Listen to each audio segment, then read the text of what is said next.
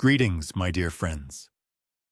Today, we will delve into one of the most daring and intriguing riddles, one capable of overturning our understanding of history. We will ask ourselves, what if the greatest secret was not that Christ lived, but that his daughters survived? Imagine for a moment that the history we have been told for nearly 2 millennia is merely a carefully curated version of events.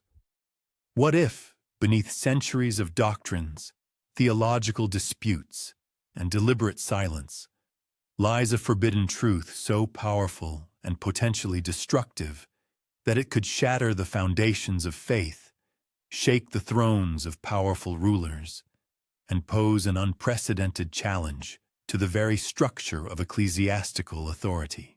This question, simple in its essence but devastating in its consequences, echoes like a thunderous roar through the dusty, quiet halls of history, forcing us to reconsider everything we once held to be immutable. What if Jesus of Nazareth, the figure around whom one of the world's largest religions was formed, left behind not only a spiritual legacy, but also blood heirs, daughters? Together, we will embark on a daring journey to listen to the faint whispers that history has so painstakingly tried to suppress and attempt to uncover those fragments that, against all odds, were never meant to be entirely forgotten. This is not about symbols, allegories, or metaphors, but about real flesh and blood. Daughters born into a world utterly unprepared to acknowledge them. These heiresses, if they existed, would carry in their veins both the dust of human nature and, according to belief, the breath of divinity. Just imagine what such a stunning truth could mean for our modern world, for every church, every parish, every believer. The faith we know today was shaped not only by what was carefully preserved in memory and canon, but perhaps, to a much greater extent, by what was ruthlessly erased, expunged, and consigned to oblivion. In the long, shadowy corridors of ancient cathedrals and at closed synods where the fates of doctrines were decided, the story of Christ was gradually narrowed, trimmed, and sculpted until it took the form we unreservedly recognize today. Every inconvenient fragment, any mention of his possible family or offspring, was quietly but methodically buried under thick layers of dogma and theological interpretations. However, despite all efforts, this whisper does not subside. It seeps through the cracks of forbidden texts, through the yellowed pages of apocryphal gospels, through the lingering, sometimes barely perceptible symbols in ancient art and age-old legends. It is a whisper of a lineage that belonged not only to kings or prophets, but also of daughters, of hidden children, whose very existence could threaten to upset the carefully constructed balance of power. Why would daughters, rather than sons, pose such a threat? The answer lies in the specifics of the ancient world. In that era, a daughter was simultaneously an invisible and, paradoxically, an unstoppable force. Her name could be erased from official records, her face might be absent from state chronicles, yet it was through her womb that the lineage would continue without interruption, ensuring a seamless thread of inheritance. This was a hidden thread, silently weaving itself into the fabric of history, a secret legacy that was impossible to destroy completely, even if her name was expunged from all pages of memory. Some scholars and theologians believe that this is precisely why the early church so deeply feared the very idea of Jesus' offspring, especially daughters. To admit that Christ had daughters would mean acknowledging that his divine authority was not limited exclusively to scripture or sacrament, but lived in the flesh, walked among people, and was passed through the veins of women who could not be fully controlled or subjected to the ecclesiastical hierarchy. And so, if they indeed existed, the daughters had to be erased. Erased not only by violence, but far more effectively by silence. The most potent form of oblivion is not destruction, but omission. Remove their names, omit their stories, sow doubt in the very possibility of their existence, and soon the world will forget. I urge you to watch this video until the very end, as the concluding insights will fundamentally change your perspective on history. You can always find links to our new, equally captivating videos in the description. However, memory is never entirely lost. Here and there, through the depths of centuries, a faint, almost ghostly trace remains. It might be an image carved into the stone of an ancient temple, or a story whispered among heretics, rejected by the official church. It could be a symbol subtly encrypted in the folds of a Madonna's robe in an old icon, or a barely discernible hint in a medieval manuscript. Each such clue is incredibly fragile, each fragment disputed and questioned, but together they begin to form the outline of a story that stubbornly refuses to disappear. Modern research, based on the analysis of apocryphal texts such as the Gospel of Mary Magdalene or the Gospel of Philip, discovered in Nag Hammadi in 1945, shows that early Christian communities held diverse views on Jesus' personal life and the role of women in his circle. While these texts do not directly mention children, they often describe Mary Magdalene as Jesus' companion, his beloved, which, in some interpretations, could hint at a deeper, possibly marital connection. Could it be that the true Holy Grail, that mystical artifact so long and diligently sought by knights and adventurers, was never a golden cup, but precisely the lineage of daughters carrying sacred blood? Could it be that even now, at the dawn of the 21st century, somewhere in the forgotten genealogies of old Europe, in the blood of ancient dynasties whose roots stretch back through the ages, or in the lives of those who never knew the true weight of their inheritance, Christ's daughters continue to live? No one can say with absolute certainty, but tonight, let us follow this whisper. Let us journey to the shadowy places where memory and myth overlap, where history transforms into a captivating mystery, and where this fundamental question still awaits an answer beneath centuries of silence.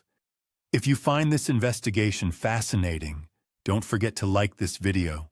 It's crucial for the channel's promotion and allows more people to learn about these mysteries. And of course, subscribe so you don't miss our future discoveries. Write in the comments where you are watching us from.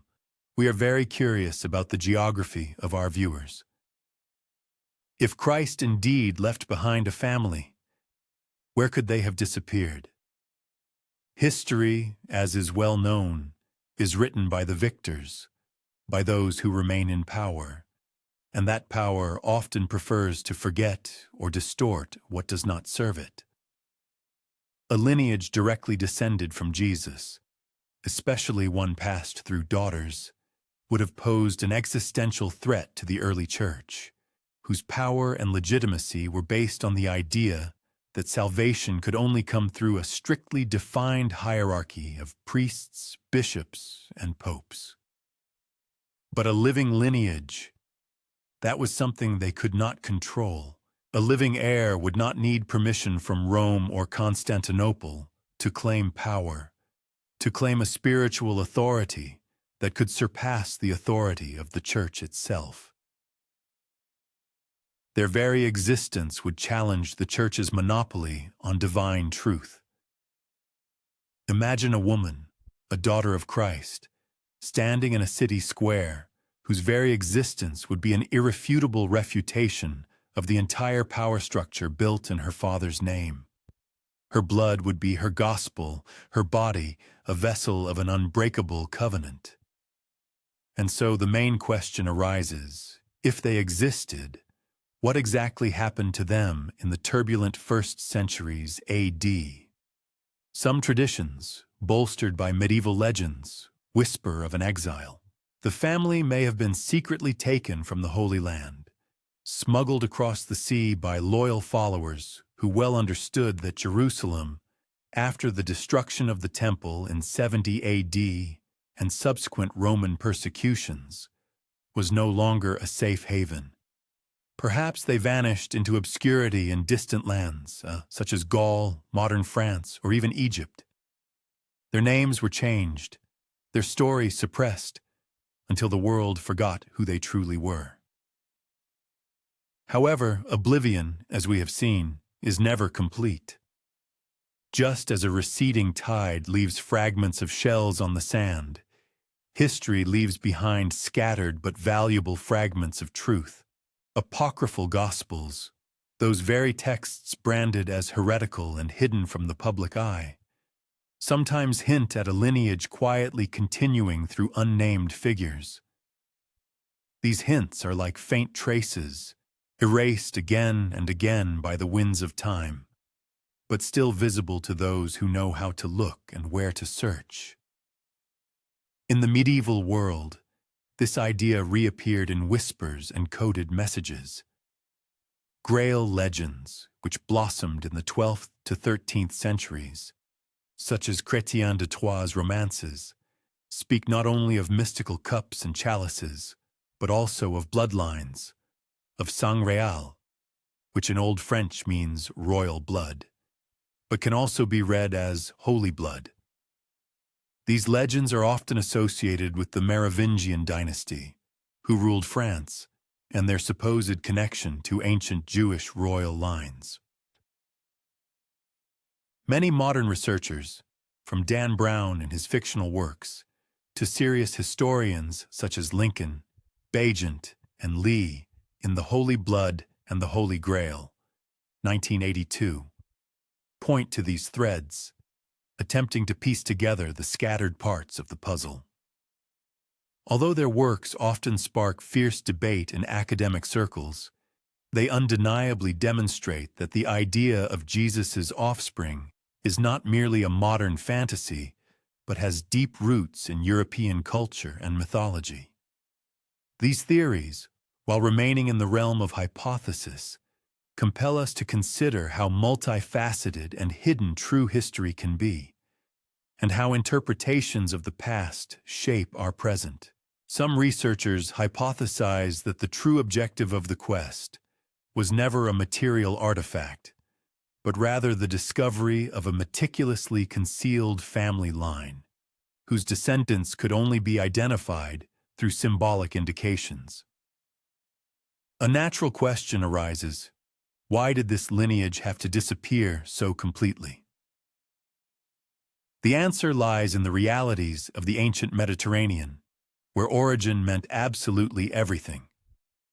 Monarchs asserted their power by right of birth, priests cited their kinship with prophets, and entire dynasties rose and fell, relying on the might of their blood. Acknowledging that Jesus might have left behind daughters would inevitably lead to the conclusion that his divine legacy did not end on the cross. It would continue to live in blood, in physical bodies, in the unseen veins of subsequent generations. For the ecclesiastical hierarchy, such a thought was utterly unacceptable. Their claims rested on the assertion of their own exclusivity as the sole bearers of divine authority. However, the existence of a living lineage would bypass all these institutions. No clergyman, no bishop, no pontiff could ever hope to rival the authority of one who carried the same blood as Christ himself. Thus, history was erased. Church councils systematically rejected any texts that even hinted at Christ's human nature, his family ties, or potential heirs. These writings were declared heresy. their creators persecuted and silenced, and their communities destroyed. The daughters, if such existed, dissolved into the shadows of time. And yet, even shadows can leave faint outlines. What if these descendants became unrecorded wives of kings, silent mothers of noble dynasties? What if their names were preserved not as direct heiresses of Christ, but as forgotten figures, buried in the intricate genealogical trees of Europe? Their secret was passed down by word of mouth in deep silence. The disappearance of a lineage is not proof of its absence. On the contrary, it may be the most compelling evidence of all. For what other truth could possess such power that it needed to be utterly erased? In the end, only a whisper remains. Perhaps Christ's lineage was never completely destroyed. Perhaps it was merely carefully hidden, awaiting the moment when the world would rediscover what was once strictly forbidden. If there is a figure in the New Testament who hovers like a shadow on the very edge of mystery, it is Mary Magdalene. To some, she appeared as a repentant sinner, a woman saved from darkness by Christ's mercy. To others, she was the apostle to the apostles, entrusted with the first revelation of the resurrection itself.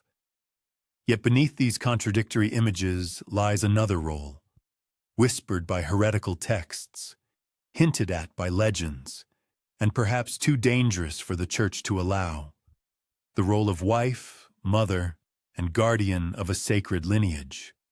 The canonical Gospels offer extremely sparse information. They reduce Magdalene to the role of a follower, a witness, a background figure whose significance briefly flares at the tomb before dissolving again. But the rejected Gospels, the so-called Apocrypha, speak with an entirely different voice. In the Gospel of Philip, a text buried for centuries until its rediscovery in Nag Hammadi, Magdalene is described not merely as a disciple, but as one whom Christ loved more than all others, whom he often kissed. It is said that the other apostles felt jealousy toward her special closeness. Some scholars tend to dismiss this as a metaphor, indicating spiritual intimacy. However, others ask a question that the ecclesiastical hierarchy never wished to utter aloud. Was it something more? If Christ and Magdalene were bound in a sacred union, then she, perhaps, was not just a witness to his life, but a vessel for his continuation. A mother carrying in her womb the future of his lineage. This possibility radically reinterprets everything known. For centuries, Magdalene was depicted either as a sinner or a saint, but very rarely as a partner. The role of wife would have made her a central figure in history, the very axis around which his legacy could revolve. And if she had borne his children, if she had given birth to his daughters, then her erasure from history would not merely be an act of misogyny. It would be an absolute necessity. One can only imagine how different the world would look if her story had been preserved. One can imagine a Christianity that would honor not only the divine masculine, but also the divine feminine, embodied in the union of Christ and Magdalene, passed on to daughters who would represent both the continuation of his blood and the sacred power of womanhood. But history chose a different path. Instead, Magdalene was reinterpreted as a repentant prostitute, a figure of shame, not power. This image, though never mentioned in the Bible itself, was preached by Pope Gregory the Great in the 6th century and deeply ingrained in Christian tradition. With a single sermon, her potential role as partner and mother was buried under centuries of stigma. And yet, she never completely disappeared.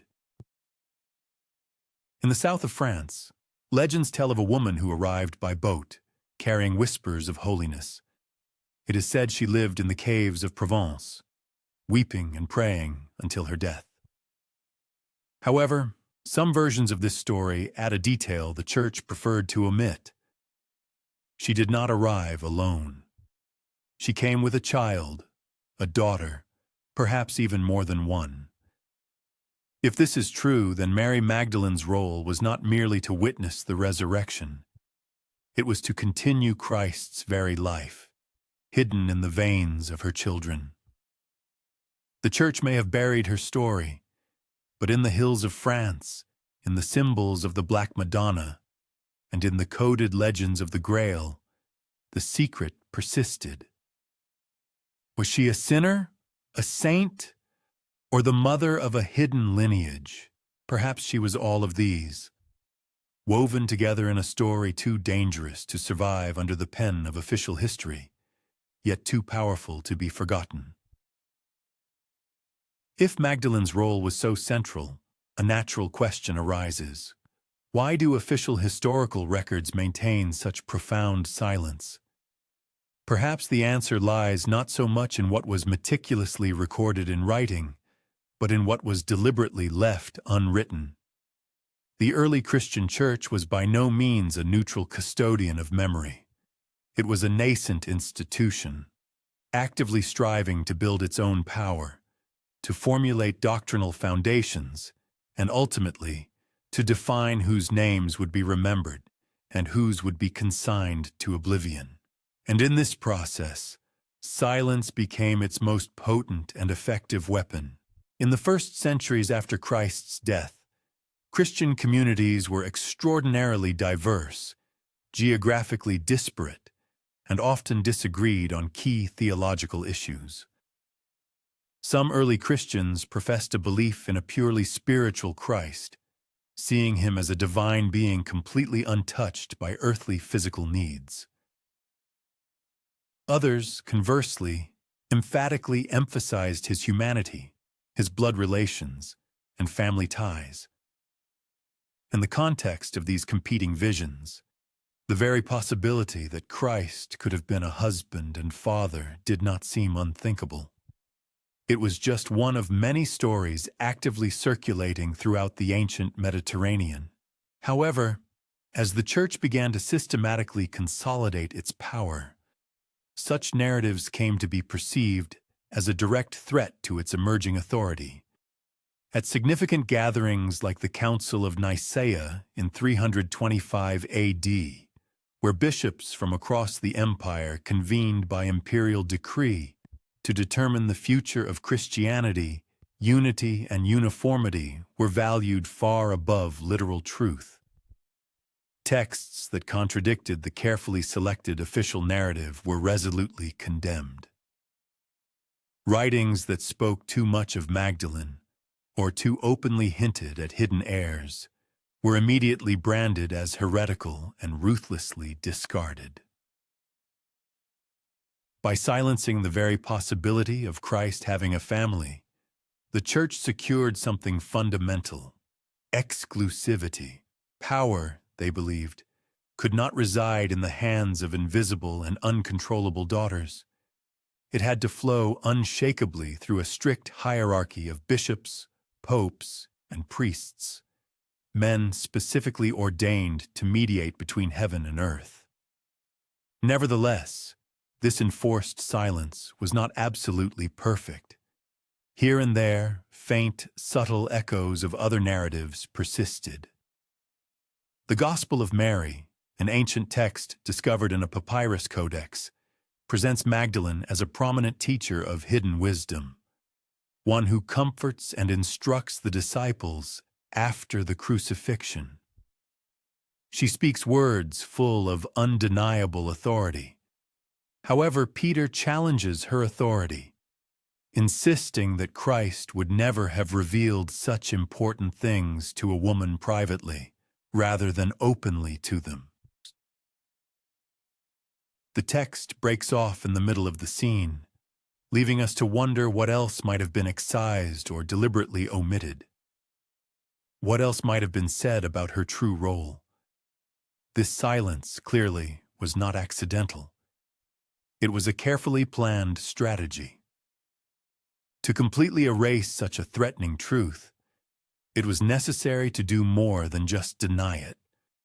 It needed to be entirely replaced. And that is why Magdalene's image was radically reinterpreted. No longer a teacher of secret wisdom, no longer a potential partner of Christ, she was transformed into a repentant sinner. Her name became forever associated with shame and public condemnation. The Church's silence on this matter was deafening, and yet, the more this silence was enforced, the more curious these obvious absences of information became. Why was so much effort made to erase? Why such persistence in promoting only one version of her story?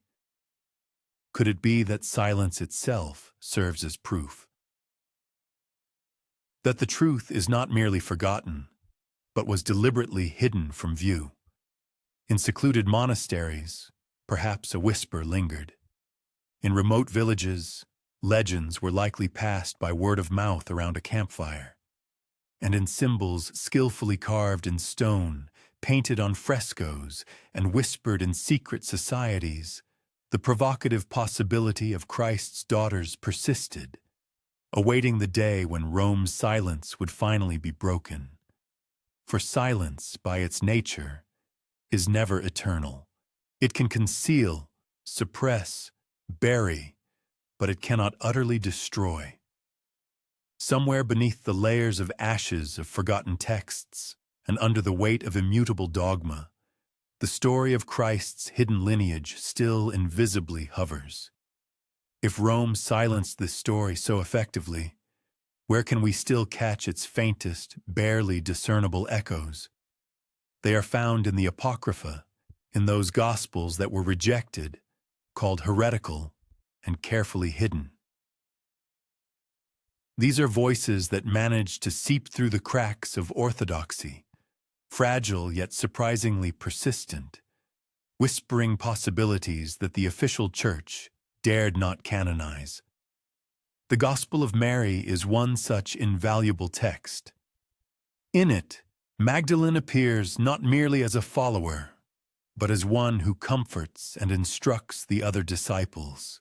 Peter, however, actively resists her authority, asking, "Did he really speak privately with a woman and not openly with us?" Her role here is one of a leader, endowed with a special closeness and intimacy that subtly hints at something much more than a simple connection between disciple and teacher. The Gospel of Philip goes even further in its revelations. It describes Magdalene as Christ's companion, beloved more than all others. The text explicitly states that he often kissed her and details the jealousy of the apostles, who wondered why she was given such exceptional preference. Was this connection purely spiritual? Perhaps. But why then the jealousy? Why such persistent assertion that she received revelations inaccessible to others? These texts do not directly mention daughters, but it is in these gaps, in this silence, in these metaphors, that some discerning readers hear the subtlest hint of a family. If Magdalene was a companion, if she was beloved more than all others, then it is not impossible to assume that she could also have been a mother. The very word companion in its original language carries deep meanings of intimacy, partnership, and even marital connection. Other apocryphal works, such as the Acts of Philip, the Gospel of the Hebrews, and Pistis Sophia, speak in allegories and fragments, but invariably elevate Magdalene, always hinting at an intimacy that proved impossible to completely erase from memory. However, the most striking echo comes not from what they explicitly state, but from what they refuse to say, leaving behind a space for deep conjecture. Why do these ancient texts so consistently assert Magdalene's authority? How do they elevate her to the status of a guardian of profound secrets, beyond the comprehension of others? Is it not possible that in these narratives lies the echo of a much larger truth, suggesting that she was not only a bearer of teachings, but also the mother of children? It was this potential possibility that made apocryphal writings so dangerous. They carefully preserved the memory of Magdalene, presenting her as a central, intimate, and highly authoritative figure.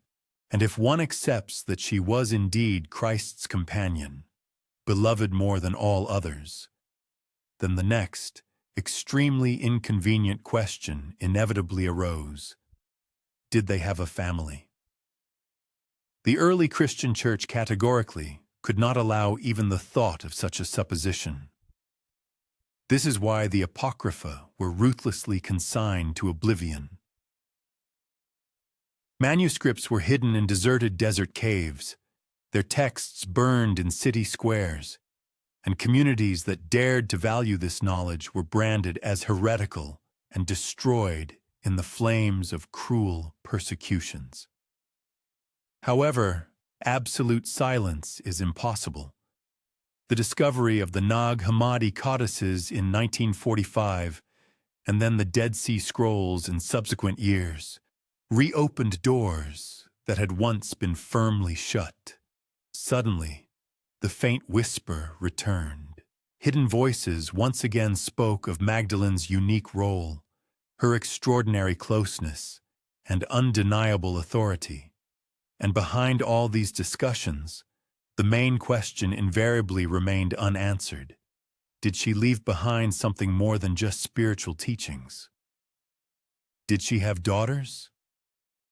The Apocrypha do not provide a direct answer, but in their fragments, in their broken lines, and on their lost pages, they leave enough room for reflection, enough scope for imagination, to fill it with possibilities that the Church dared not preserve. Perhaps this very absence is the loudest echo. Perhaps the greatest proof lies not in what was recorded, but in what was deliberately erased from history.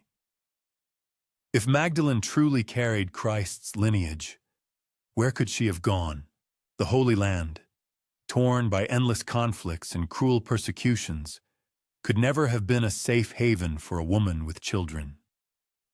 And so, legends tell of an escape, a long journey across the sea, away from Jerusalem, to the rugged but hospitable shores of southern Gaul. This story is whispered in Provence, where many villages still bear echoes of her name. In the town of Sainte-Marie-de-la-Mer, legend tells of a small boat, lacking sails and oars, carrying Mary Magdalene, her companions, and in some versions, a child. Washed ashore by the waves, they reached the salt marshes of France, a place both desolate and sacred, where exiles could vanish into obscurity. Here, her presence is etched in stone and historical memory. The grotto of Saint-Baume, located high in the mountains, is believed to be where she spent her last years. Pilgrims still ascend its rocky path, whispering prayers in the silence where she herself is believed to have prayed and shed tears. But what was she weeping for? For repentance, as the official church teaches, or for the burden of a secret too great to be spoken aloud? Local tradition persistently asserts that she was not alone. She was accompanied by sisters, faithful companions, and perhaps someone else. Some claim she carried a daughter, her child by Christ, whose descendants later mingled with the noble families of southern France, their lineage hidden in plain sight among the lords and ladies of the region. In this landscape, memory is skillfully woven into symbols. The Black Madonnas of Provence, statues of dark-skinned mothers with children, have been linked by some researchers to Magdalene. Their hidden message is perceived as a reminder of a mother who brought sacred blood into exile. Why France? Perhaps because Gaul was far from Rome's direct influence, a frontier territory where exiles could live without constant oversight. Perhaps because allies awaited them there, communities sympathetic to her presence, her message, her lineage. Or perhaps because this land, located on the edge of the empire, was destined to become the cradle of a secret dynasty. Legends persist, for they never entirely fade. Churches dedicated to Magdalene rise throughout Provence. Festivals celebrate her arrival by sea.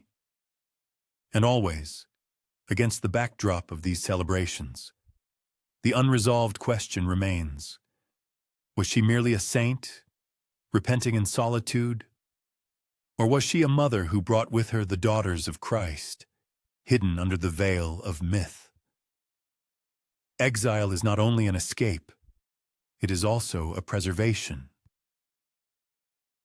Disappearing into the wild hills of France, Magdalene and her children, if they indeed existed, ensured that the lineage would not perish in the violence of Jerusalem.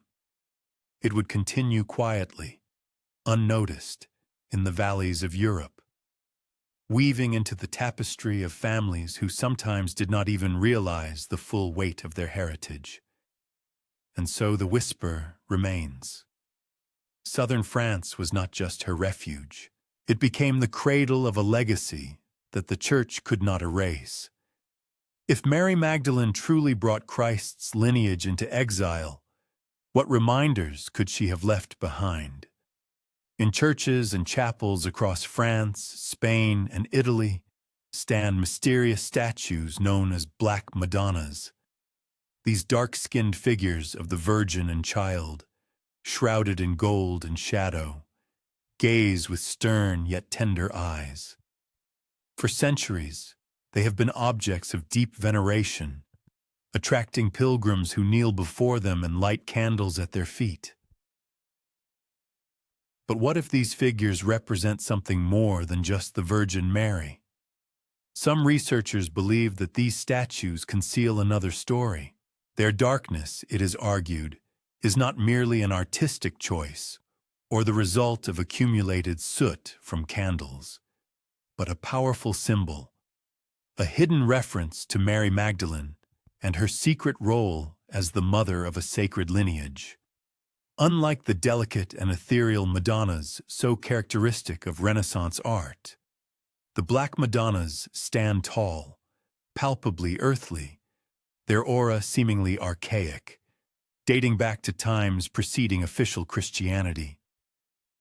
What if their purpose was to remind believers of a forgotten truth, meticulously expunged from historical narrative by ecclesiastical hierarchs, that the continuation of the Savior's legacy was accomplished not only through spiritual revelations and sacred sacraments, but also through flesh and blood, through the maternal womb of a woman who may have given life to his descendants. It is noteworthy that it is precisely in picturesque Provence, the region where, according to tradition, Saint Magdalene spent the last years of her earthly life, that these enigmatic statues are found with particular frequency. For many centuries, pilgrims invariably associated these shrines with inexplicable miracles, the gift of healing and powerful protection, as if the images of women, carved in stone or wood, held some esoteric energy transmitted through the ages. Is it not possible that this mysterious power is an echo of the memory of a carefully hidden genealogical line? The Black Madonna is also a living embodiment of the sacred feminine principle, which has long been systematically suppressed within Western religious doctrine. Her silent presence seems to whisper stories of times when the divine was perceived not exclusively as paternal or royal, but also as maternal, as a life-giving womb. The placement of such images at the very heart of Christian worship may have been a subtle yet resolute act of resistance, a way to preserve through the ages what was too dangerous to utter aloud. and invariably in her arms rests a child whose true identity may not be as unambiguous as it first appears. For although official church doctrine firmly asserts that every image of the Madonna and child symbolizes the Virgin Mary and the infant Jesus, there are other assumptions that open up an entirely different perspective. It is possible that in certain cases, the child symbolizes none other than the daughters of Christ, whose legacy was transmitted through Mary Magdalene.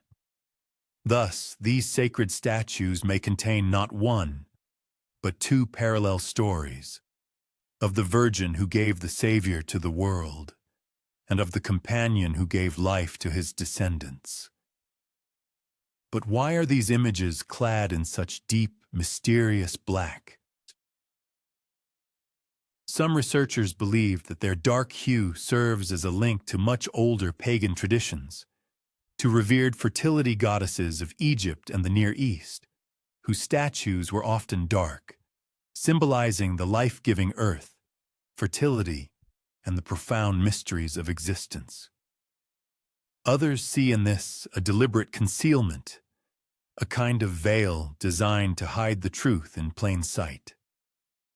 To depict Mary Magdalene as a Black Madonna was likely a code, a symbolic message that only those initiated into the legend of her exile and subsequent wanderings could decipher. The official church, while allowing their presence in sanctuaries, does so with noticeable reluctance and apprehension. For centuries, theologians have fiercely debated their true meaning, often attempting to reduce them to mere curiosities or explaining their origin by purely material reasons, such as the oxidation of paint or material. And yet countless believers continue to light candles at their feet, silently whisper their prayers, carrying with them a deep inner feeling that these enigmatic figures hold a much deeper meaning than official church doctrine allows.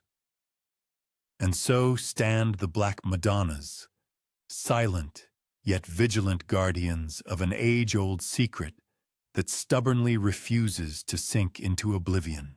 They rise like somber witnesses, carved from stone or wood, perhaps serving as a constant reminder that Christ's female descendants were never completely destroyed, but merely skillfully hidden in symbols that even the Almighty Church could not fully control.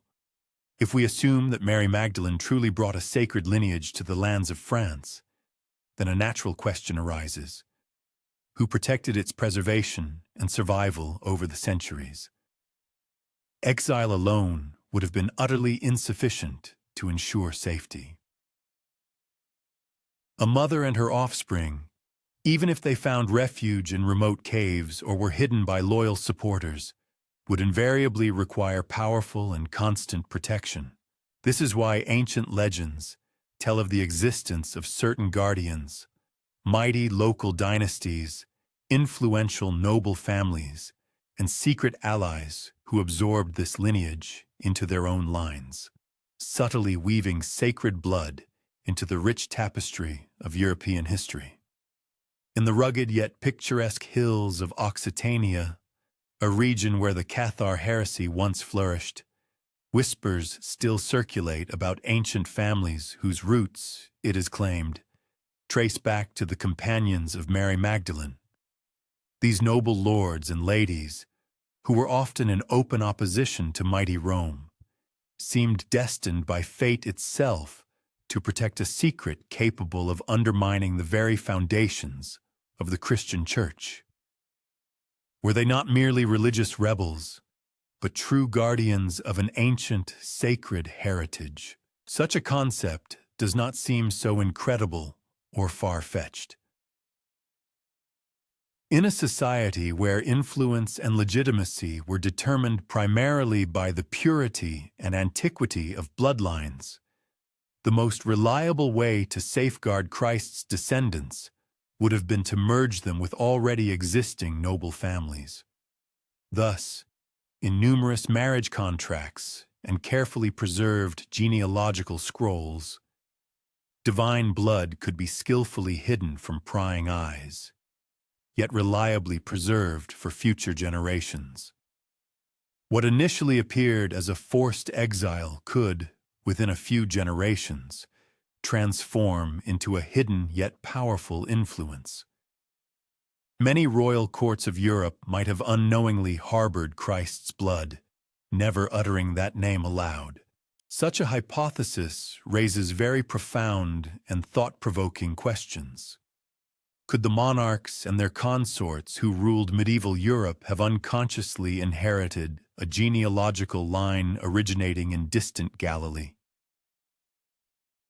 And were there solemn coronations, accompanied by lavish prayers for the divine right to rule, not actually rooted in something much more archaic and primal?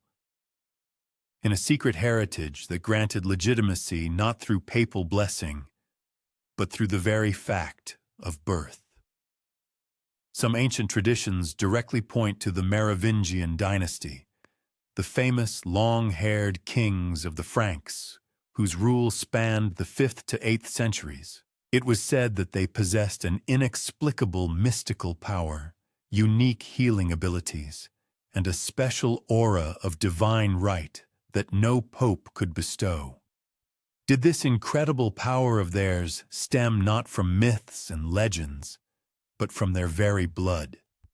From the very blood that perhaps was passed to them from Mary Magdalene and her daughters, flowing into their royal lineage?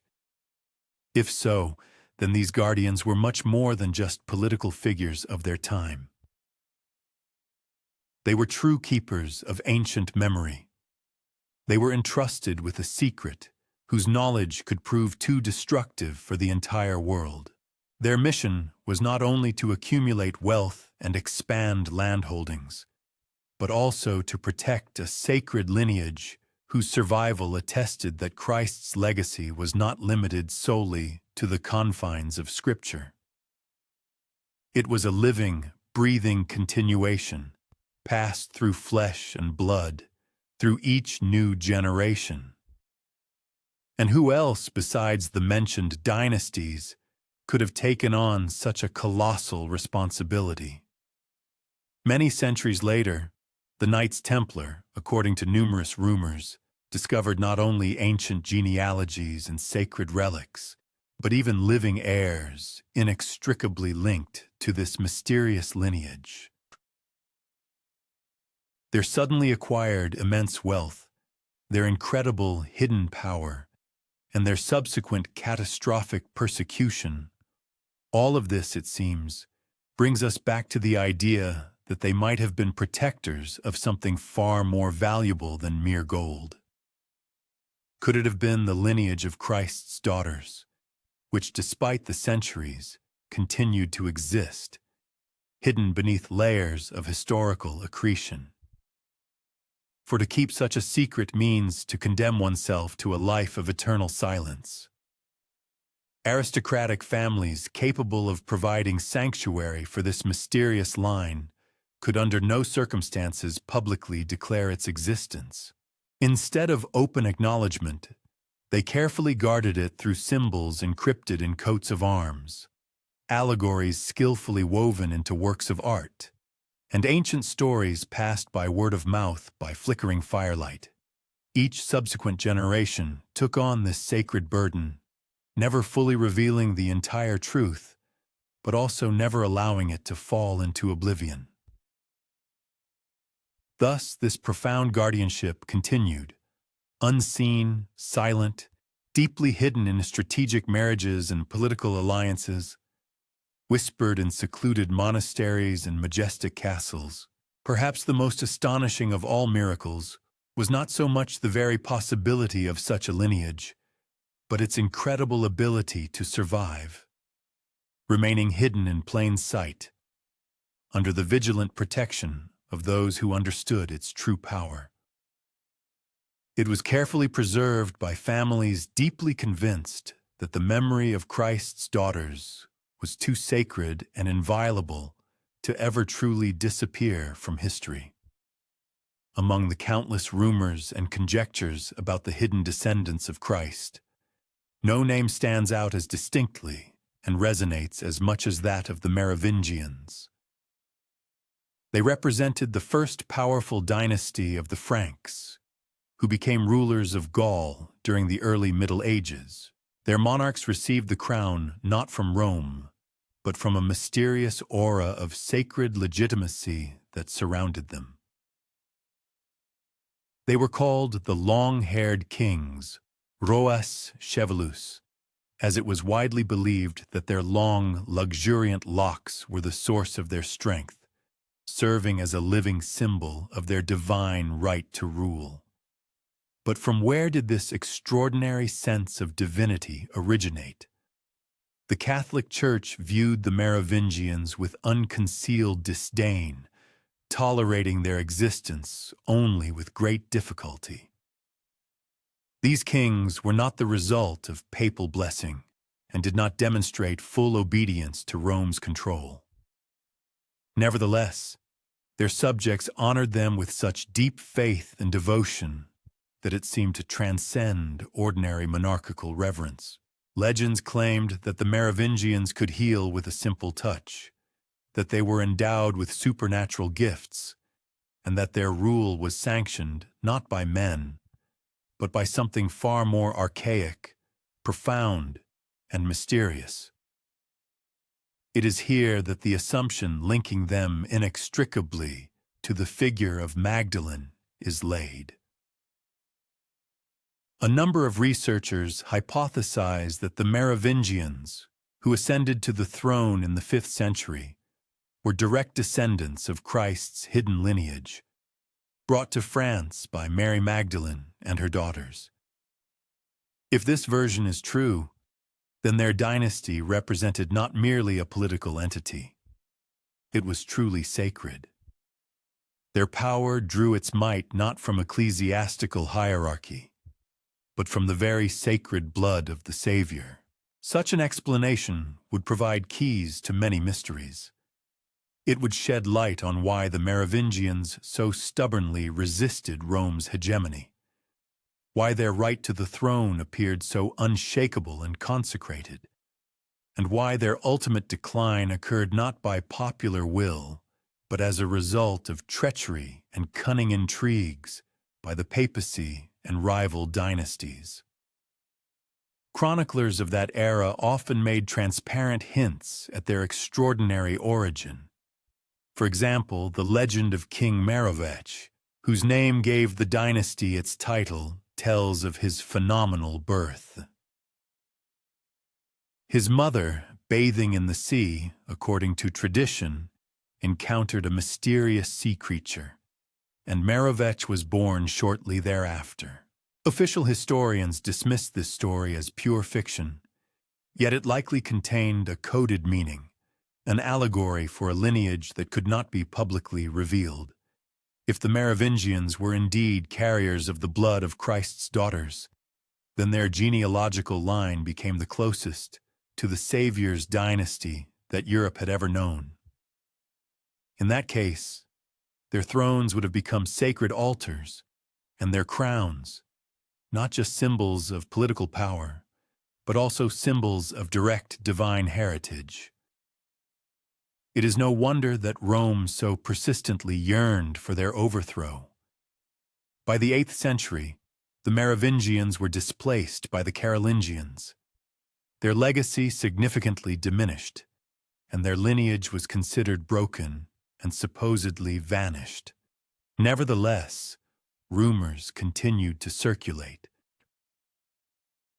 Some whispered that their heirs secretly survived, their genealogical line guarded through dynastic alliances with noble houses, silently passing from century to century. And always in the background, the question invariably lingered, were the Merovingians merely kings of legend, or did they represent something far greater? Were they a hidden continuation of a history that the Church tirelessly sought to consign to oblivion?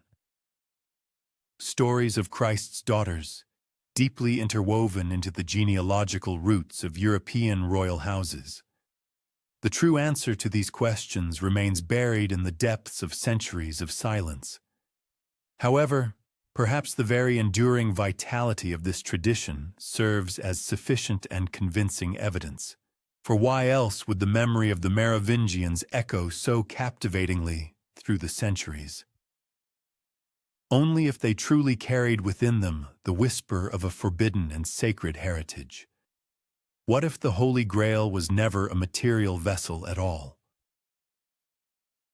Medieval traditions tell of knights wandering in search of a sacred cup, a vessel into which, according to one version, the Savior's blood was collected at the crucifixion, or the cup from which he drank during the Last Supper, according to another.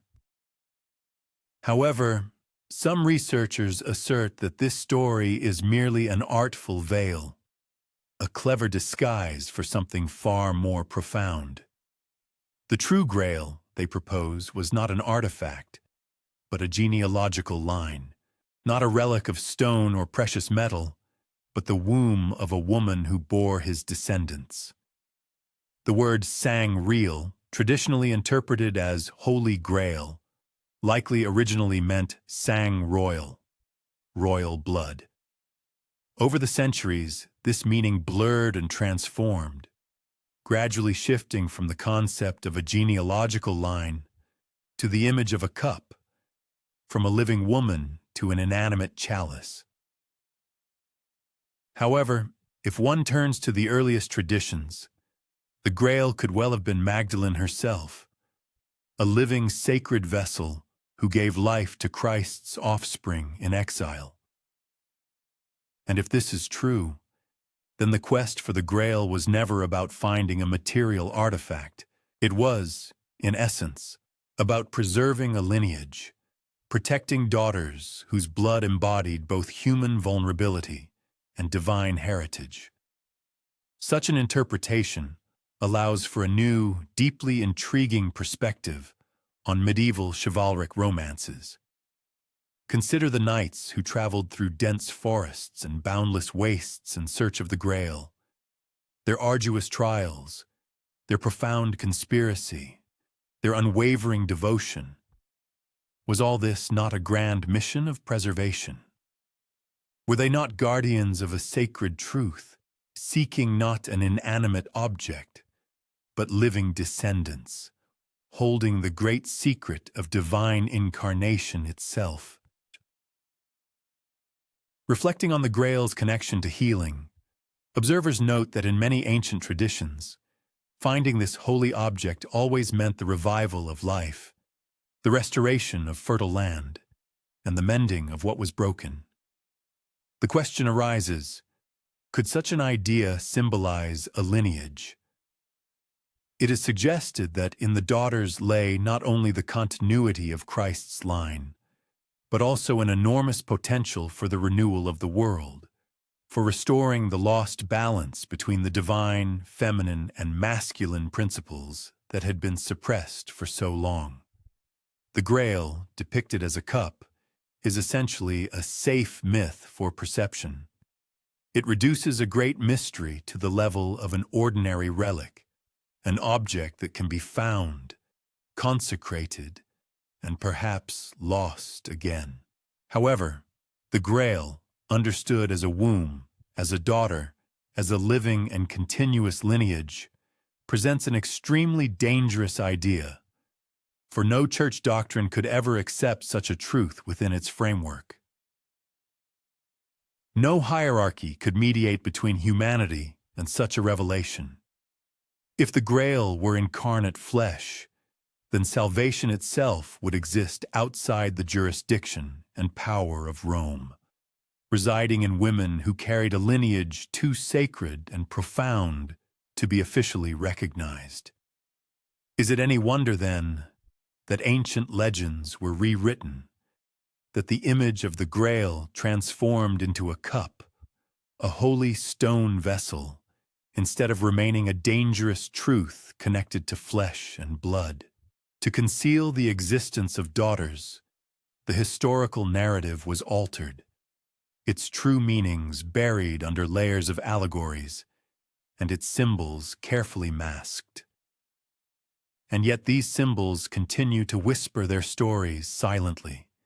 The cup, the rose, the vessel clearly echoing the shape of a womb carved in the stone of cathedrals, the Grail maiden appearing in old tales and offering a mysterious gift to the worthy knight.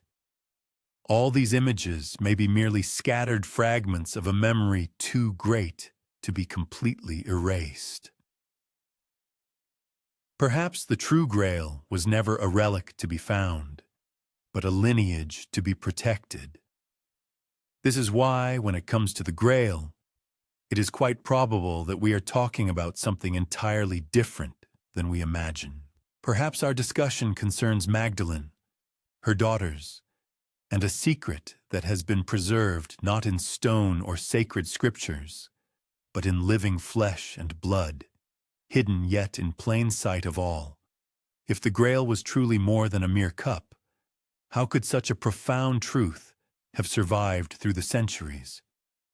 Not through open words, for such declarations would inevitably lead to accusations of heresy, exile, or even death.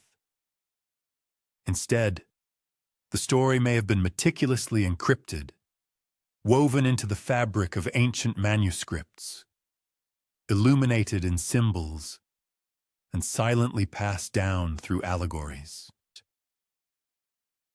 The medieval world harbored a special love for symbols, and scribes, diligently copying texts, often embedded secret messages within them, concealing forbidden truths in layered meanings. Some medieval codices contain highly curious fragments, verses that seem strangely placed, illustrations that appear superfluous, patterns repeating without apparent reason. To the ordinary observer, this is merely ornamentation. But for the initiated, perhaps these were signals, signs that these pages harbored fragments of the story of Christ's daughters. Consider, for example, the striking prevalence of rose and chalice imagery in High Middle Ages manuscripts. The rose, its petals spiraling inward, often served as a symbol of the sacred feminine. The chalice, womb-shaped, was traditionally perceived as a vessel of life. When scribes depicted them together, were they merely decorating the margins of manuscripts, or were they encoding a truth too dangerous for open exposition? A truth that Christ's lineage continued through a woman and through her daughters, who remained unrecognized. Secret codes were not limited to manuscripts. They also found their embodiment in architecture, in the very stones of great cathedrals such as Chartres and Notre Dame, as well as in hidden chapels throughout Europe. Stained glass and carved reliefs silently whispered of the divine feminine. Figures of Magdalene, often skillfully disguised as nameless saints, gazed from windows, her presence simultaneously denied and immortalized. And of course, there were allegories. Medieval chivalric romances told of valiant knights seeking maidens, mysterious vessels, lost and rediscovered secrets. These tales could serve as coded narratives, preserving memory and history, not in scripture. For the common people, it was merely entertaining amusement. But for those who possessed knowledge, it was a careful guardianship, a way to transmit a profound secret without ever speaking it aloud. The Codex, therefore, was both a book and a castle. Simple words could not preserve such a dangerous truth. However, hidden in the ornament, in the capital letters, in the images of grapevines and roses, it could be glimpsed by a reader with eyes to see, a flash of what was strictly forbidden. Why risk using such codes at all? Because silence, while possessing immense power, cannot suppress memory forever. Those who believed in Christ's daughters could not allow this story to disappear completely. They encoded it, hid it, wrapped it in allegory, trusting that someday someone would be able to decipher it again. And perhaps this is precisely what we are doing now. Every strange image in a medieval codex, every inexplicable figure in a cathedral window, every story of maidens and sacred vessels in romantic literature, all of these could be fragments of a hidden archive, a silent library of whispers, preserved not in words, but in symbols.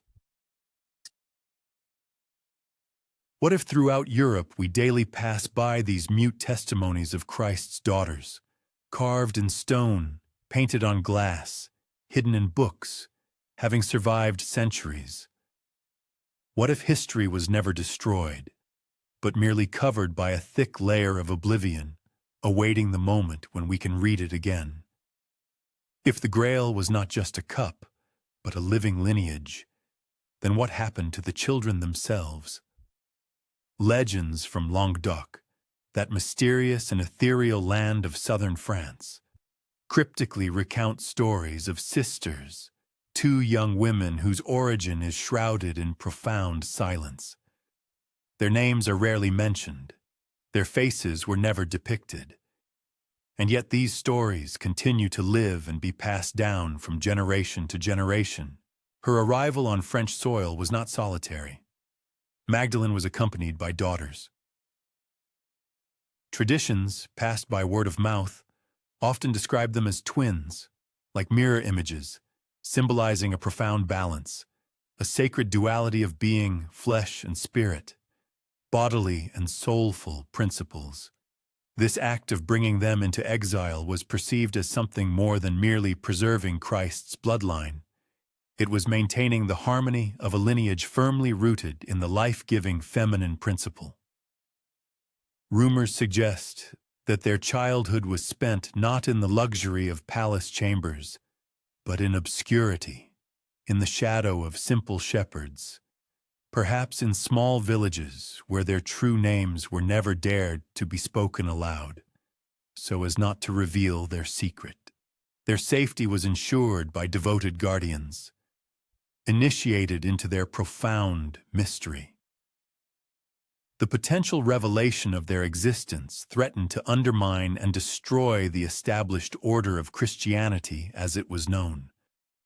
However, being carefully preserved, they could, paradoxically, ensure its legacy, embodied in living flesh. The question of their subsequent fate remains shrouded in a veil of mystery. Some narratives assert that they entered into marriages with representatives of noble families, and their bloodline subtly merged into the genealogy of local aristocrats and rulers. Other versions state that they were hidden in inaccessible mountains, where they were secretly raised by those who would later be called Cathars, or pure ones, and who revered Magdalene not merely as a saint, but as a sacred vessel holding profound wisdom. It is noteworthy that the images of two sisters reappear again and again in the art and folk traditions of this region. They can be found as two roses, skillfully carved in stone, two maidens, depicted side by side in stained glass, or two mysterious figures, invariably accompanying Magdalene in medieval legends and tales. The question arises, was this a mere coincidence, or a carefully encrypted message, a symbol of daughters cleverly hidden under the veil of allegory? The official church never mentioned the existence of these daughters, yet its silence is sometimes more eloquent than any words. For if such daughters had not existed at all, then why did the inhabitants of the surrounding villages pass their story down through whispers for many generations, as if protecting it from prying ears? Why did wandering troubadours sing of maidens who, according to their songs, guarded the profound secret of a sacred lineage? And why did artists and carvers repeatedly return to the motif of two sisters, as if driven by an invisible force, striving to preserve a memory so fragile and elusive that it could not be named directly. Perhaps these sisters represented something more than mere living beings of flesh and blood.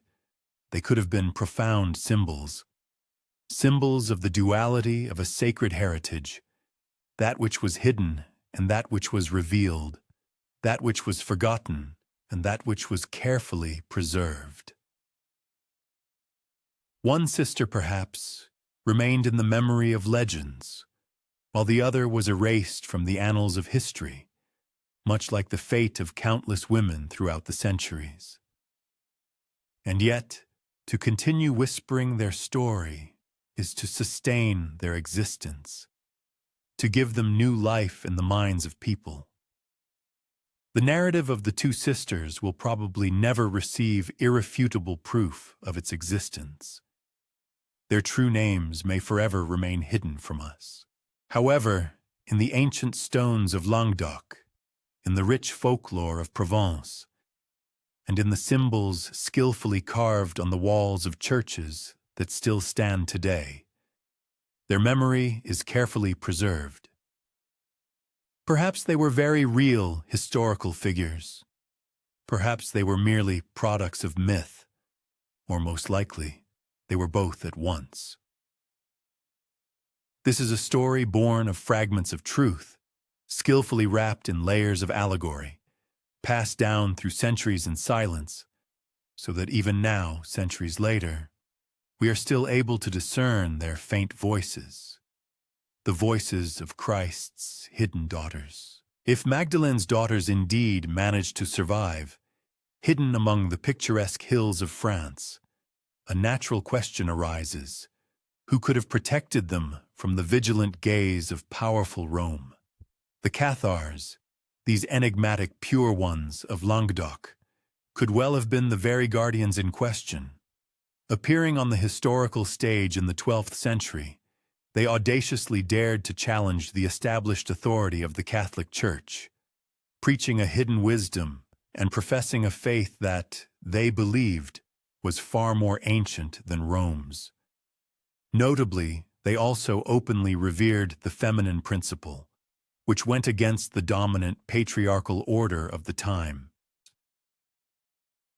The Cathars held a dualistic view of the world, believing in the existence of two realms, the realm of pure spirit and the realm of material decay. They vehemently rejected the ostentatious luxury and worldly wealth of the clergy, preferring to lead a modest lifestyle, often hiding from public view. Moreover, they elevated women, recognizing them as equal to men, and at times even granting them the status of spiritual leaders, which of course was immediately condemned by the official church as a dangerous heresy. And it is in their deep veneration of Mary Magdalene that some researchers perceive something far more significant than simple religious devotion. They sense echoes of an ancient memory. Is it possible that the Cathars preserved not only her spiritual teachings, but also something far more tangible, her direct lineage? It is remarkable that the geographical location of the Occitan villages, where Catharism flourished, remarkably coincides with the regions where legends of Magdalene still live today. The caves of Saint-Baume, the picturesque coast of Provence, the majestic hills of Languedoc, all these places preserve the memory of her unseen presence. In the eyes of the Cathars, she appeared not as a repentant sinner, as the official church depicted her, but as a revered holy teacher, perhaps even the embodiment of the Holy Grail itself. If they had known of the existence of her daughters, they would, without doubt, have perceived themselves as chosen protectors, called to guard this great secret from the ruthless persecution of the Roman Church. The official church's reaction to the spread of Catharism was truly ruthless and merciless. The Albigensian Crusade, launched in the 13th century, had as its main goal the complete annihilation of the Cathars. Pope Innocent III declared them irreconcilable enemies of Christ, and at his command, numerous armies were dispatched to burn their cities, exterminate their people, and erase their faith from the annals of history. In the name of eradicating this heresy, entire cities and settlements were ruthlessly destroyed. During the siege of Béziers, the Crusaders, asking how to distinguish a heretic from a true believer, received a chilling answer: kill them all. God will know his own. What could have caused such furious rage and mercilessness? Perhaps it is explained by the fact that the Cathars preserved something far more significant than just their spiritual roots. It is likely that they carried within them a memory that was too dangerous and threatening to the dominance of Rome. It was a whisper of Christ's daughters, of a living and continuous lineage that might have been hidden among their community. Even if just a rumor of such a truth had spread widely, it could have irrevocably undermined the entire colossal edifice of ecclesiastical power. In their last impregnable stronghold, the fortress of Montségur, the Cathars bravely resisted until 1244, when finally the citadel fell, and hundreds of their followers were burned alive at the stake. However, ancient legends tell of a small group that managed to escape under the cover of night, carrying with them some priceless treasure. The true nature of this treasure remained undisclosed, shrouded in a mystical aura. Some claim it was untold quantities of gold. Others lean towards the version of ancient manuscripts, while still others, the boldest in their assumptions, assert that it was not an inanimate object at all, but a living person, a direct heir. For if the assumption that the Cathars truly were guardians of Christ's hidden lineage is correct, then Montségur appears before us not merely as a fortification. It transforms into a cradle, a reliable sanctuary where ancient memories were carefully preserved, where for many centuries the faint whispers of Magdalene's daughters were maintained. And when the fateful fires blazed over the mountain, it is quite probable that the guardians of this secret ensured that the most valuable was carried away under the cover of night. The flame that rose over Montségur was meant to erase. It was intended to silence. Its true purpose was complete and irreversible destruction. However, fire is not always capable of merely consuming and destroying. Sometimes, on the contrary, it can illuminate, shedding light on what is hidden. And it was in the tragic burning of the Cathars that a legend was born and flared, which, despite all attempts to suppress it, never truly faded from people's memory. Even today, numerous pilgrims continue their difficult journey up the steep path, leading to the majestic ruins of Montségur. They pause among the ancient stones, listening to the wind that whistles mournfully through the mountain gorges. Some claim to feel an invisible presence there, as if the memory of the untimely lost souls still lingers in these places. Others speak of a vague whisper, carried by the air currents, which serves as a silent reminder that true secrets do not perish in flames. What was that last flame of Montségur? Was it merely a fire of martyrdom, a testament to unbroken faith? Or was it the light of a hidden lineage, carefully passed down in silence, having managed to escape destruction? Did this mysterious treasure manage to escape that fateful night, to then hide forever in secluded valleys and forgotten villages, patiently awaiting the moment when the world would be ready to remember it again? Humanity cannot possess the full knowledge of these events. But perhaps the true treasure of Montségur was never meant to be discovered in the usual sense of the word. Perhaps its purpose was to survive, not as a material object of possession, but as a living memory, as an invisible lineage, as a barely perceptible whisper of daughters whose very existence was too dangerous to openly pronounce their names. The ashes of Montségur still rest in the ancient soil of France. And in these ashes, some researchers believe, the secret of Christ's hidden lineage still smolders, like an ember, patiently awaiting the moment when the wind of human curiosity will once again fan it into a bright flame. If the treasure of Montségur was indeed carried out and saved, then a natural question arises. Where could its precious memory have been reliably hidden?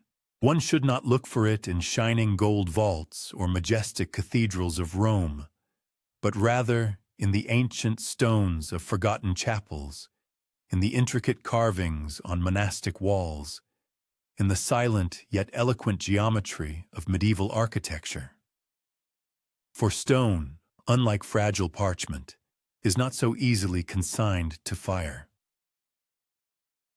And many are convinced that those who carefully preserved the secret of Christ's daughters left their mute testimonies precisely in stone. Throughout the southern part of France, in numerous churches traditionally associated with Magdalene's name, very unusual carvings are found. Among them can be seen 2 roses placed side by side, a chalice whose shape resembles a woman's womb, or 2 maidens carefully holding a single crown. To ordinary parishioners, these images may appear to be mere decorative elements, but for those initiated into the mysteries, they are possibly fragments of ancient memory, coded reminders of a lineage that was too sacred and dangerous to utter aloud. One should also pay attention to the crypt of Saint-Maximin-la-Sainte-Baume, where, according to tradition, Magdalene's relics rest. Its ancient walls seem to whisper silently, telling of symbols here roses are found, intricately interwoven grapevines, and mysterious female figures not mentioned in biblical scriptures. Some scholars tend to see this as exclusively decorative ornamentation. However, others ask a profound question. Are these images not silent testimony, mute traces of daughters whose names were never recorded in chronicles, but whose unseen presence, nevertheless, has survived through the centuries? The Templars, who also left their distinct mark in stone, cannot be overlooked. In the chapels they built throughout Europe, curious images are constantly found. These might be knights kneeling before a mysterious female figure, or 2 figures vigilantly guarding a central flame, as well as skillfully hidden roses engraved on arches. Were these elements merely decorations characteristic of medieval art? Or did they serve as hidden signals of guardianship, silent acknowledgments of the existence of a lineage that the Templars swore to protect? Even the grandiose cathedrals of Notre Dame, these monumental witnesses to history, hold their own secrets. Among the whimsical gargoyles and pious saints, one can find figures of women whose true identity remains shrouded in mystery, and whose gestures unequivocally hint at hidden roles. Could it be that these majestic buildings themselves, past which people walk in reverent silence, are actually stone libraries, where every carving and every ornament represents a page in an ancient book of a forgotten lineage? The ancient architects who erected these structures possessed knowledge that could not be expressed in words. Parchment could be easily burned, names erased from memory, and sermons rewritten to suit new power. But stone remains unchanged. Stone remembers. Stone patiently awaits its time. And in the dim shadows of monasteries, in the expressive faces of statues, in the peculiar arrangement of windows resembling stellar constellations, perhaps the truth was preserved in plain sight for those who had the ability to discern it. What if every church dedicated to Magdalene represents something more than just a manifestation of religious devotion? What if it is a kind of marker, an ancient map pointing to a lineage once carefully hidden in these picturesque valleys and hills? What if the very architecture of Europe is a complex code, an intricate web of symbols left by those who could not speak openly, but categorically refused to let this story die? Stone does not have the gift of speech, but it can whisper. And in these faint echoes, some believe, lies the ancient memory of Christ's hidden heiresses, whose trace was meticulously erased by the Roman Church, but forever imprinted in the silent testimony of age-old stones. When the Cathars were annihilated in flames, and the guardianship of Christ's bloodline seemed to vanish without a trace, the question arises, who then took on the burden of this sacred protection? The answer, according to some researchers, lies with the Knights Templar. Founded in the 12th century as a monastic military order tasked with protecting pilgrims on their way to Jerusalem, the Templars rapidly accumulated immense wealth, gained colossal power, and enveloped themselves in a dense veil of mystery. For a century, they owned vast lands, possessed profound knowledge, and wielded influence that rivaled the might of kings. Their unexpected rise long remained a mystery to historians. Where did their unprecedented wealth come from? What granted them such power, which monarchs not only envied, but sincerely feared? One theory hints at a great discovery. In Jerusalem, beneath the ancient ruins of Solomon's Temple, the Templars are believed to have found a system of underground passages. Ancient chronicles whisper that they sought not golden treasures, but something immeasurably more significant. Some sources claim they unearthed ancient manuscripts, sacred artifacts, or genealogical scrolls dating back to the dawn of the Christian era. Others are convinced that the Templars found irrefutable evidence of Christ's bloodline. This could have been a chronicle telling of Magdalene and her descendants, carefully guarded in secret since the time she was forced to leave her homeland. If so, then the Templars transformed into something more than just warriors. They became guardians of a profound, forbidden heritage. Their emblem, depicting two knights riding a single steed, was interpreted as an allegory of duality, perhaps even a symbol of the two daughters whispered about in the lands of Languedoc. Their crimson cross, starkly contrasting with the white cloth, symbolized the mystical union of blood and purity. And one should note their unusual relationship with the Church. Initially blessed by the papal curia, they soon became excessively powerful and overly independent. By the early 14th century, King Philip IV of France, burdened by significant debts to the order, decided to liquidate it. Having received the pontiff's involuntary consent, the Templars were accused of heretical delusions, arrested, subjected to inhumane torture, and consigned to the purifying flames. What was the reason for such unprecedented cruelty? Was it all merely about greed, the king's desire to seize their immense wealth? Or was there a far more profound reason? Could the Templars have been guarding a truth too threatening to be released to the public? A truth about the continuation of Christ's lineage, still existing, still guarded, beyond Rome's influence. On the eve of their mass arrest in 1307, some Templars, according to rumors, escaped, taking with them untold riches that were never found. Some researchers believe it was precious metals. Others insist it was the mystical Grail. But if the Grail referred to a lineage, then perhaps what they carried was not a material artifact, but a living memory, or even the flesh and blood descendants of Christ's hidden successors. Even after their demise, the veil of mystery remained intact. The Templar legacy transformed into myths and legends, inspiring the creation of secret fraternities, the appearance of hidden signs, and giving rise to rumors of connections with subsequent orders. Some claim that the Freemasons, who emerged centuries later, adopted parts of their guardianship mission.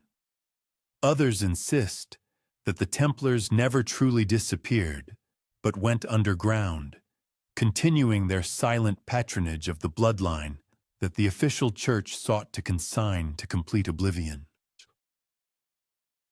The Templars are etched in history as valiant warriors, skilled financiers, and then as apostate heretics. But perhaps, in reality, they represented something far more significant. Perhaps they were guardians of a lineage, keepers of a bloodline that could never be spoken of openly, but which, however, could not be erased from the face of the earth. And if so, then their silence is not a sign of non-existence. It is a reliable shield. A profound silence, still guarding a great secret, waiting for its hour to be revealed. If the Templars guarded the secret of Christ's hidden successors, what prompted the ecclesiastical authority to unleash such merciless fury upon them? The answer may lie not only in mundane greed, but also in a profound, all-consuming fear. For if a bloodline originating from Magdalene had truly survived, the authority of the eternal city itself would have been undermined. The claims of the papal throne rested on the assertion that it was the sole and undisputed representative of Christ on earth.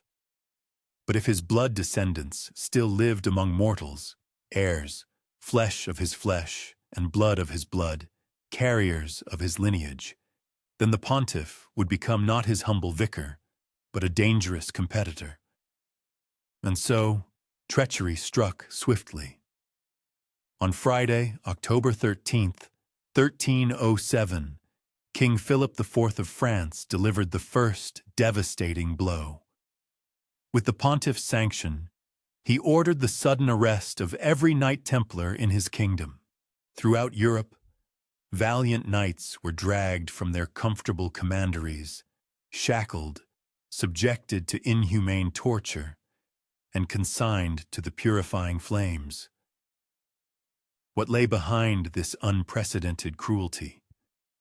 Was it merely primitive greed, the monarch's desire to seize their immense wealth? Or did the reason lie on a much deeper plane? Could the Templars have been guarding a truth so dangerous that it could not be allowed into the light of day?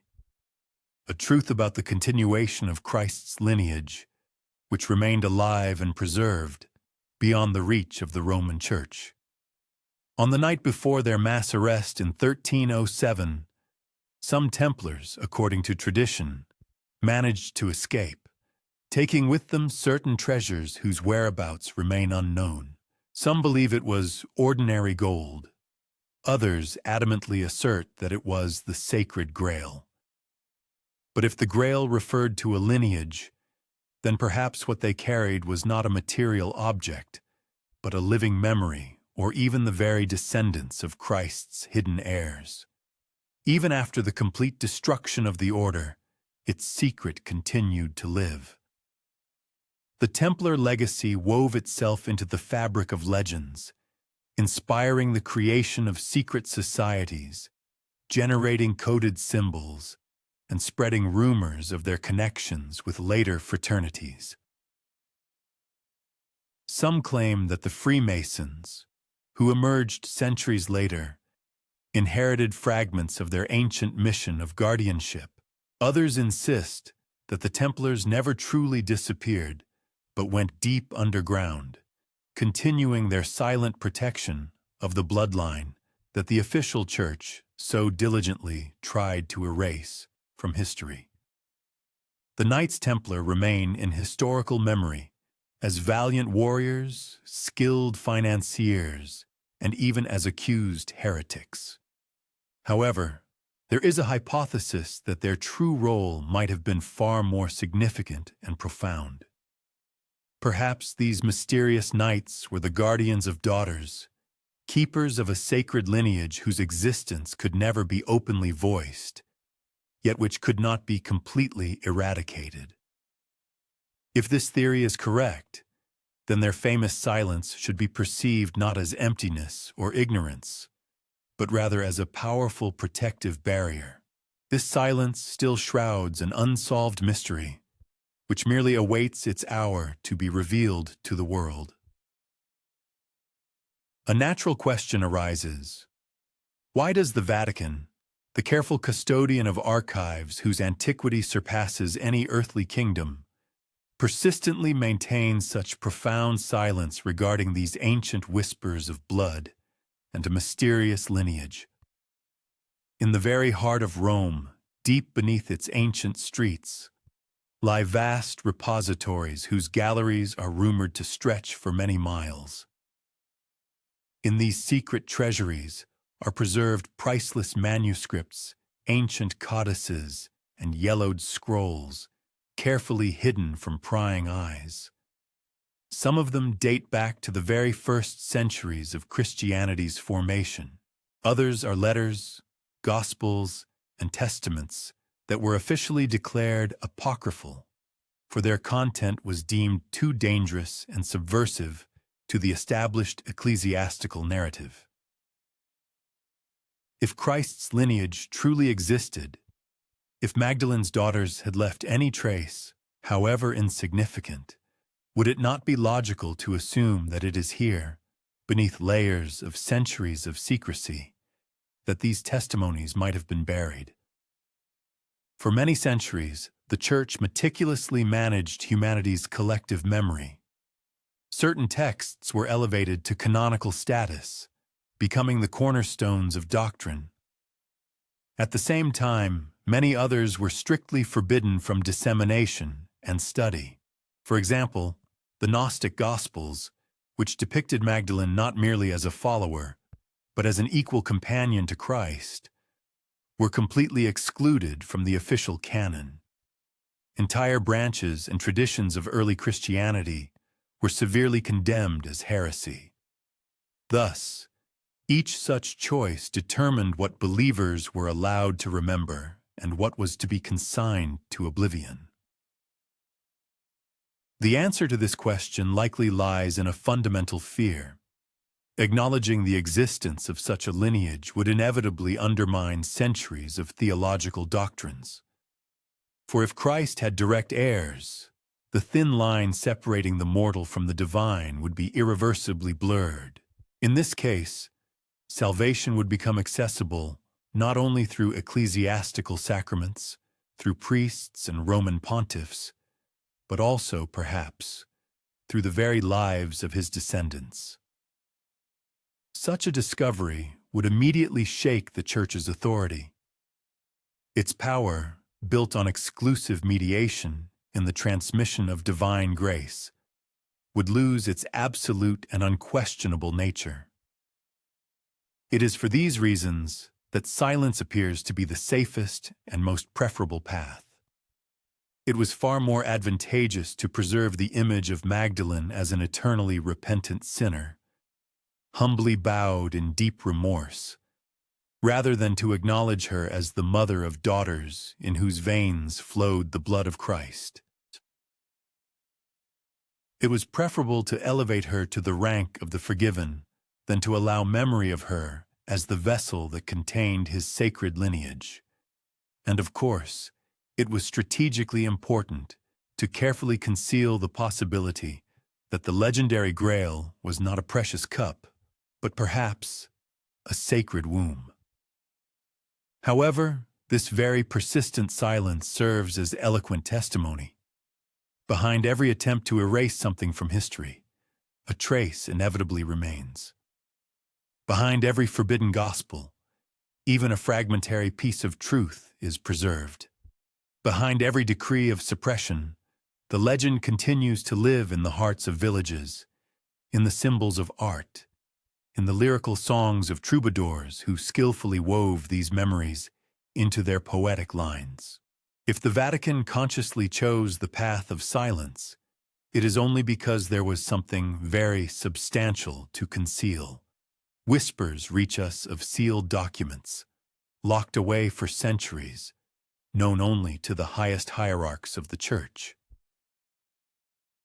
These speak of gospels describing Christ's companions, of genealogies tracing ancient bloodlines in Gaul, and of reports concerning sects like the Cathars who spoke too openly of Magdalene. Are these stories merely products of imagination, or are they echoes of those very papers hidden in impenetrable darkness, guarded precisely because they could reveal too much? The Vatican will probably never publicly disclose the true contents of its sealed archives. This profound silence may continue uninterrupted for many centuries. However, silence cannot erase memory. It only adds greater depth and allure to the mystery. Thus, we are left with a series of questions that the Vatican stubbornly refuses to answer. These are questions buried in the shadows of centuries, finding no echo in countless corridors whose walls are lined with parchment and covered with dust. Did Christ leave daughters? Did Mary Magdalene bring them into exile? And finally, do their descendants still walk among us, subtly blended into the crowd? The Vatican maintains an unbreakable silence, but this very silence, it seems, whispers its own answers. If the Vatican chose silence, it also simultaneously chose fire. The Inquisition, which emerged in the 12th century and grew into a formidable force in subsequent centuries, became the sharpest and most ruthless blade of ecclesiastical control. Its formal task seemed utterly simple: relentlessly hunt down heresy, suppress any dissent, and completely eradicate any faith that deviated even in the slightest from the sole doctrine chosen by Rome. However, beneath the guise of this mission to maintain religious purity lay a far deeper question. What specific truths were subjected to such meticulous persecution? The Cathars, as already noted, were exterminated with unprecedented cruelty. Mystics who dared to speak too freely about Magdalene were immediately silenced. Scholars who showed excessive interest in apocryphal texts were condemned, and families rumored to carry unusual genealogies suddenly found themselves under suspicion.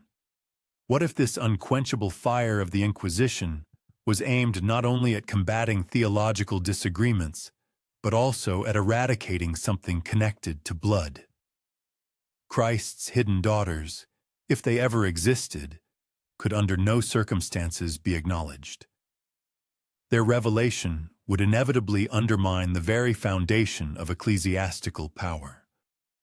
Consequently, if the slightest whisper arose, if anyone dared to suggest that Christ's lineage still lived among people, the Inquisition was immediately ready for action. Accusations rained down with astonishing speed, often based on the most trivial pretexts. It could be merely a recounted dream, an innocent symbol drawn in the margins of a book, or a family's belonging to lands once associated with the Cathars. The accused were ruthlessly dragged into gloomy dungeons, where they were subjected to monstrous tortures until the desired confession was extracted from them. Then their own words were used to condemn them, and the fire of the stake followed. Thus, silence was enforced by force. It is said that entire libraries were completely destroyed, The burned manuscripts may have contained traces of forgotten gospels or ancient genealogies that linked noble families to Gaul, to Mary Magdalene, and ultimately to Christ himself.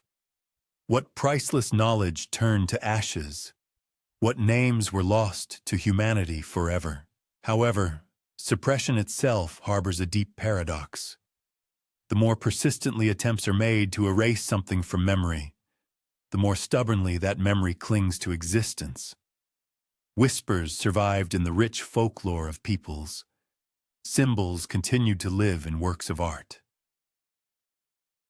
Genealogies were preserved in the deepest secrecy, carefully hidden within the walls of noble houses, where they were quietly passed down from generation to generation, never again trusting parchment. The Inquisition possessed the power to burn bodies and books, but it was powerless to destroy blood. And so the very existence of this cruel institution serves as irrefutable evidence of a deeply hidden fear. Such a significant flame, ignited for the sake of a seemingly established and reliable faith, raises questions. Why such widespread devastation if, as claimed, there was nothing that needed to be hidden? Perhaps the true reason lay not only in the struggle of ecclesiastical institutions against heresy, but also in the desire to conceal certain historical facts. The image of smoke rising from the fires of the Inquisition still palpably lingers in the collective memory of European peoples. Entire settlements were literally wiped off the map of the continent. Countless names vanished into oblivion, and the voices of many people were ruthlessly silenced. And yet, despite all these horrors, one fundamental truth that the Church tried with all its might to forever consign to oblivion, the potential existence of Christ's female descendants, stubbornly refuses to remain buried. For absolute silence, as is known, is practically unattainable, and even cooled ashes, disturbed by the slightest breath of wind, can begin to whisper their old secrets faintly. Then a rhetorical question arises. What if the very truth in question was never irretrievably lost, but merely skillfully disguised, remaining hidden in plain sight? Throughout the Middle Ages, across Europe, aristocratic families meticulously compiled and maintained their genealogical trees. Numerous scrolls and parchments containing detailed genealogies were carefully copied and preserved, allowing ancestral lines to be traced through many generations of noble lords and ladies. These extensive records served not merely as a source of family pride, they were a powerful tool for confirming legitimacy, irrefutable proof of hereditary rights, claims to land, and significantly, claims to political power. However, among these priceless documents, there are also genealogies that appear surprisingly incomplete or entirely interrupted at key points. In the margins of some, one can find very curious symbols, images of roses, chalices, and also double figures, signs that, at first glance, seem not so much ordinary decoration as silent, barely perceptible reminders. The question arises, is it possible that precisely in these seemingly defective genealogies, fragments of a secret lineage, tracing its origin from Christ himself, were hidden? Let us turn, for example, to the dynasties that flourished in the southern regions of France, many of which actively resisted the centralized power of Rome and displayed a surprising degree of independence. Their genealogical trees sometimes traced their roots to very mysterious and obscure origins, to ancestors whose descriptions were given in very vague or exclusively symbolic terms. Was this simply a natural fading of historical memory over the centuries, or was it a deliberately created veil of secrecy? There is a suggestion that these influential noble houses might have assimilated the descendants of daughters, merging sacred blood with their own ancestral lines, while extremely carefully guarding this truth from the watchful and vigilant eye of ecclesiastical authorities. The institution of marriage represented a truly ideal cover for such concealment. A daughter of Christ could well have been married into one of the powerful and influential families of that time. Her own name would likely have been lost in the depths of history, dissolving among other records, and yet, despite this, her blood would continue to flow through the veins of dukes, counts, and ultimately would even reach kings themselves. Openly mentioning such an origin would be tantamount to a death sentence. Therefore, it was much safer to veil it through allegories, using symbols, enigmatic marks, or subtle, barely noticeable emblems. Also worthy of special attention is the fact that some family coats of arms contain images of roses, skillfully intertwined with chalices, or stars connected with crescents. These images, quite alien to traditional Christian heraldry, nevertheless became firmly rooted in certain regions and were preserved for centuries. To the uninitiated, they appeared to be nothing more than decorative elements.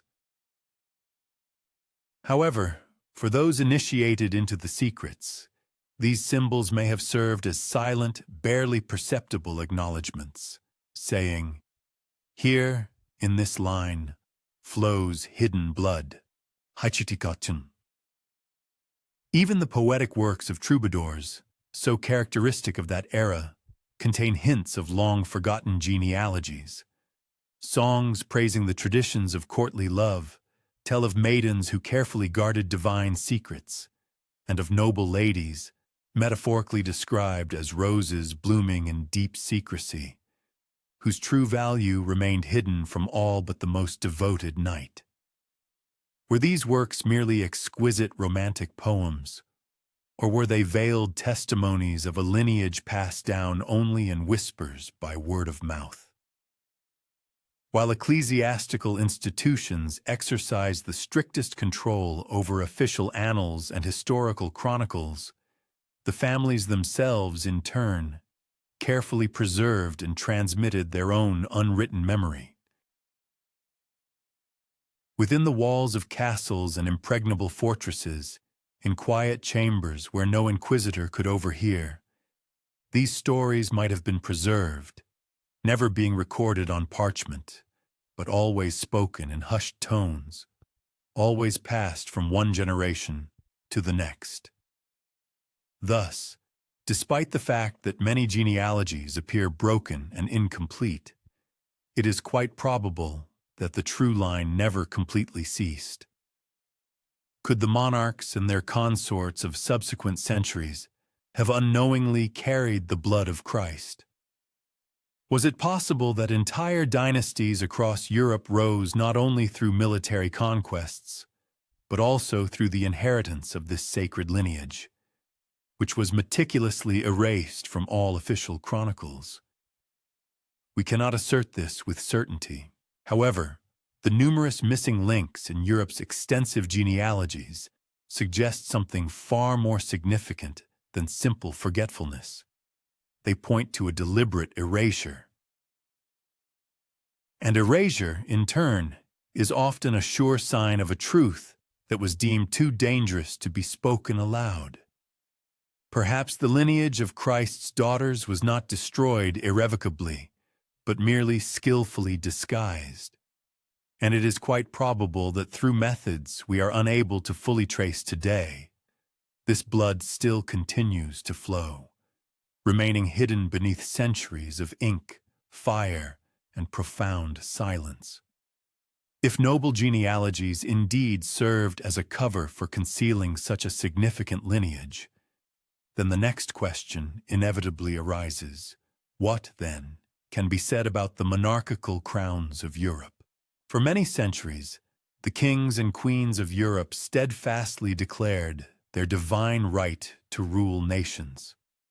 Some traced their legitimacy to papal blessing, while others based their claims on the right of conquest. However, what if at the very foundation of their power lay an entirely different, far more profound and secret basis? What if this hidden lineage of Christ was already deeply woven into the fabric of royal houses across Europe? The Merovingians were the first heirs about whom whispers and legends circulated, but quite likely they were far from the last bearers of this secret. Through numerous marriages and strategic alliances, their descendants mingled with other influential dynasties, and thus their sacred blood dispersed, penetrating the thrones and courts of various European states. By the advent of the Middle Ages, a very real possibility arose that kings and queens might unknowingly carry a forgotten heritage, a claim to power that was significantly stronger than any papal blessing or coronation, a claim deeply rooted in the very body of Christ. Could this circumstance be the true reason why monarchs so fiercely and jealously guarded their genealogical records? Why did some family trees delve deep into myths and legends, anchoring their legitimacy in the vague traditions of deep antiquity? Is it possible that this explains why some royal crowns, such as the French one, possessed a special sacred aura that even mighty Rome was unable to fully weaken or dispute? The union of Christ's hidden blood with worldly, secular power would undoubtedly have plunged the Church into profound horror. A monarch who could legitimately claim descent not only from ancient noble ancestors, but directly from Christ himself, would have been completely outside the sphere of papal control. His rule would acquire a sacred character in the flesh, not merely through ecclesiastical sacrament. And if queens carried this precious blood, then their children, the princes and princesses of Europe, would become living, embodied heirs of the very legacy that Rome so fiercely sought to forever erase from history. Some ancient traditions even hint that echoes of this mysterious heritage circulated in the veins of the Scottish, and later English, Stuart dynasty. Their unconcealed fascination with sacred symbols, their stubborn resistance to Rome's dictates, their deeply ingrained sense of divine right to the throne. All this could have been merely a faint echo of that memory, which they, perhaps, could never fully comprehend or name. Even in France, whispers permeated through the centuries that the Capetian and Bourbon dynasties carried Merovingian blood, and with it, something much deeper, a covenant inextricably linked to Magdalene's daughters. Whether this rumor was true or merely a figment of imagination, the fear of such claims relentlessly pursued Rome, for it implied that true power could originate from somewhere outside its sacred blessing. It could be rooted not in papal infallibility, but in a hidden lineage over which the Church was absolutely powerless. And what if the ruling houses of Europe, despite their silence, were nevertheless privy to this secret? What if, behind the lavish ceremonies and strict rituals, lay a quiet but firm understanding that their legitimacy stemmed not only from conquests or acts of coronation, but also from some sacred ancestor whose secret was carefully guarded for many centuries? If so, then the lineage of Christ's daughters did not vanish without a trace. It ascended from secluded lost villages to noble courts, from forgotten genealogies to royal thrones, from silence to shining crowns. And perhaps, even today this heritage continues to live, not in dusty relics or encrypted archives, but in living heirs who, perhaps unknowingly, walk in the shadows of a long-forgotten and sacred past. If there is one place on earth where all these ancient whispers converge, it is undoubtedly Rennes-le-Château. This tiny village in southern France, picturesquely nestled on a solitary hill, holds a secret that has captivated truth-seekers for over a century. In the late 1800s, its humble parish priest, Béranger Saunière, quite unexpectedly stumbled upon something that forever changed the course of his life. The details of this discovery are shrouded in mist, intertwined with rumors and countless conjectures. Some claim he discovered ancient parchments, skillfully hidden within the church walls, documents that merely hinted at a lineage long and meticulously erased from official history. Others believe he found not a treasure of gold, but something far more valuable, a treasure of knowledge, possibly directly related to Christ himself and Magdalene. Whatever it was, Saunière suddenly acquired immense wealth. He immediately embarked on a large-scale reconstruction of his church, adding unusual extensions filled with enigmatic symbols, images of devils, angels, and Magdalene, weeping at the foot of the cross. Why would such unusual images appear in a quiet parish, so far removed from the all-seeing eye of Rome? The answer, some researchers believe, lies in Saunière's discovery of irrefutable evidence of Christ's descendants.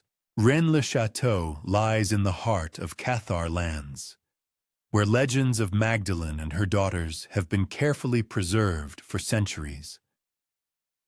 The village itself is situated amidst a landscape dotted with ruins, mysterious caves, and ancient chapels once associated with her cult. If the daughters indeed lived, if their lineage managed to survive, then this region, remote, mountainous, and fiercely independent, represented an ideal cradle for such a profound heritage. This is why history asserts that Saunière, while restoring his church, stumbled upon a secret that survived the Inquisition, survived the fall of Montségur, survived centuries of suppression. His sudden enrichment, his enigmatic architectural innovations, his absolute secrecy, was all this not clear evidence of a man who stumbled upon a forbidden truth, and perhaps was paid by hidden forces to keep it secret? Pilgrims still flock to Rennes-le-Château today, wandering its narrow streets, carefully examining the strange inscriptions and elaborate carvings left by Saunière. They stand before the church of Mary Magdalene, wondering what he found and why he never uttered a word about it. Some claim the secret still rests within the village itself, hidden under a stone or walled up in secret vaults. Others believe Saunière passed it on to secret societies, those guardians of the lineage whose existence should never be too openly revealed, and some whisper that Christ's descendants may still walk among us, their lineage quietly traced back to the very hills of Rennes. Rennes-le-Château remains an unsolved mystery, a historical knot where treasure, lineage, and forbidden memory are intricately intertwined. And perhaps this is quite fitting. For if Christ's daughters ever lived, if their lineage truly survived, then where else should their heritage rest? If not in a village on the border between history and myth, where silence and secrecy have always been the most reliable guardians. Among all the symbols whispered about through the centuries, none speaks so clearly of a hidden lineage as the rose and the cup. The rose, long before it became merely an emblem of beauty, was sacred, its petals spiral inward, like a secret concealing its heart. In medieval traditions, The rose symbolized secrecy. The phrase sub rosa, under the rose, meant a truth spoken but never written, a confidence to be kept. What could be a better symbol for a lineage that could never be openly recorded in chronicles? The cup also carries many layers of meaning. As the Grail, it was presented as a vessel of divine presence, the cup of Christ's blood. But in its form, another truth is hidden. It is a vessel of life, a womb, the sacred feminine principle. The combination of the rose and the cup is a silent whisper about Magdalene and her daughters, about a secret womb that gave life to Christ's hidden heirs. Together they reappear again and again on coats of arms, skillfully carved in cathedrals, painted in ancient manuscripts, a rose within a cup crowned with roses, a maiden holding a chalice adorned with petals. To a casual glance, this is merely decorative ornamentation. To the knowing, it is a key to the cipher. After the Order of the Knights Templar ceased to exist, its legacy seemed to pass to other secret societies that emerged in subsequent centuries and continued to use the same enigmatic emblems. Among them, the Rosicrucians, an order of the Rose and the Cross, stood out, whose teaching was centered on the idea of hidden wisdom and esoteric knowledge, supposedly preserved from time immemorial. So, the question arises, could their rose have harbored not only a profound mystical truth, but something more concrete, the memory of a sacred lineage? And was the cup used in their mysterious rituals not an echo of Magdalene's womb, revered in a deep silence but categorically rejected by Rome? It is also worth noting how the image of the rose is magnificently embodied in the great Gothic cathedrals, especially in their famous rose windows, huge circles of stained glass that dazzle with their multicolored beauty. Contemplating such a window evokes not only profound reverence, but also a sense of unsolved mystery. However, what if their purpose goes beyond a mere work of art? What if each such rose window represents something more, a silent but majestic proclamation, a huge wheel of light that covertly proclaims what cannot be openly uttered, that Christ's legacy continued to live not only in the spiritual realm, but also in earthly blood, carefully passed down through his daughters? Such symbols continue to exist today precisely because of their unique dual nature. They simultaneously conceal and reveal a profound truth. They could be safely displayed in public without arousing suspicion, while their true, genuine meaning remained extremely dangerous. It was this characteristic that allowed memory to be passed down from generation to generation silently, bypassing words, and thereby surviving destructive fires, cruel inquisitorial persecutions, and centuries of systematic suppression. In its silent beauty, the rose gently whispers sacred truths. The cup, despite its apparent emptiness, promises a certain fullness, a richness of meaning. United, they tell a story that the official church would never want to hear or acknowledge. And so, when a rose window, bathed in the light of the setting sun, or an ancient cup, skillfully carved in age-old stone, appears before your eyes, pause for a moment. For before you may not just be a decorative ornament, but something far more significant. A silent testimony. This is a testament carefully left to us by those who could not speak openly, but who categorically refused to allow memory to fade.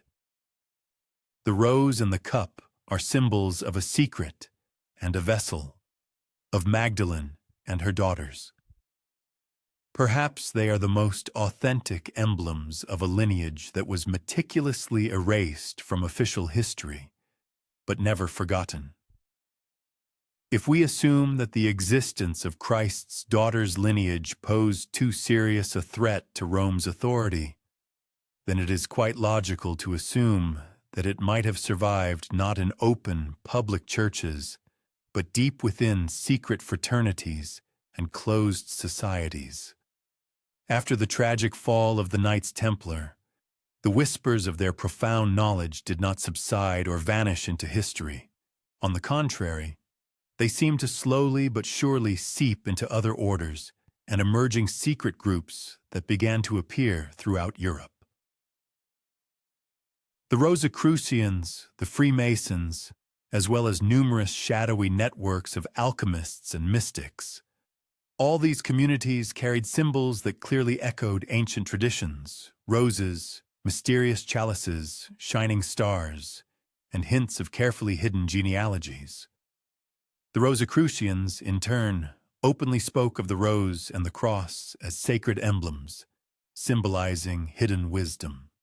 In their teaching, the rose was often interpreted as a sign of deep secrecy and mystery, while the cross embodied spiritual transformation and rebirth.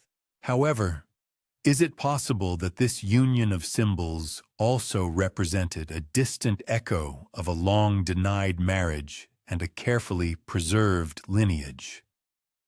Some researchers believe that the Rosicrucians might have been custodians of fragments of the Templar legacy, including knowledge of a sacred inheritance whose roots trace back to Magdalene.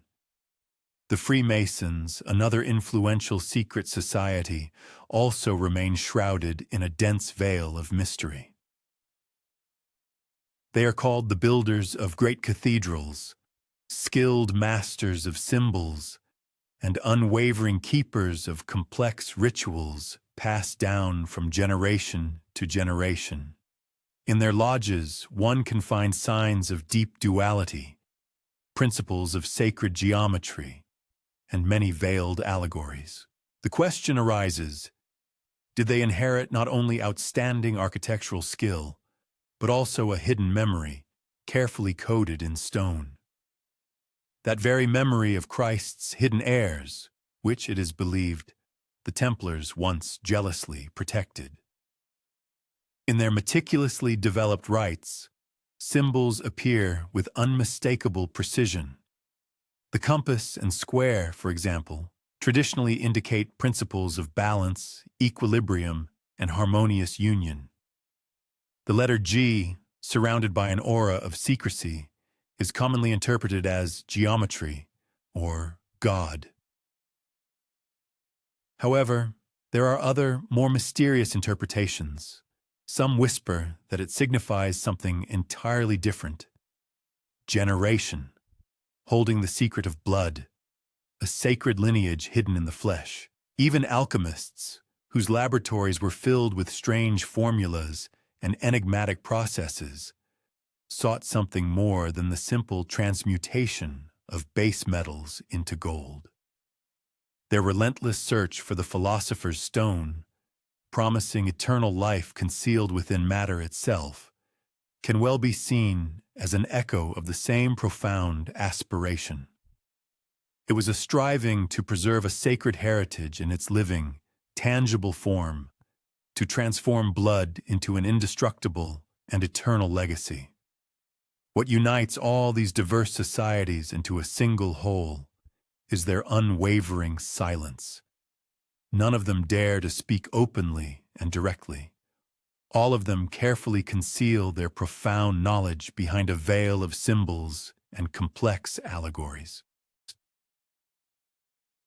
Perhaps the reason lies in the fact that the truth they so zealously guard cannot be revealed without threatening the very fundamental fabric of the world that surrounds them.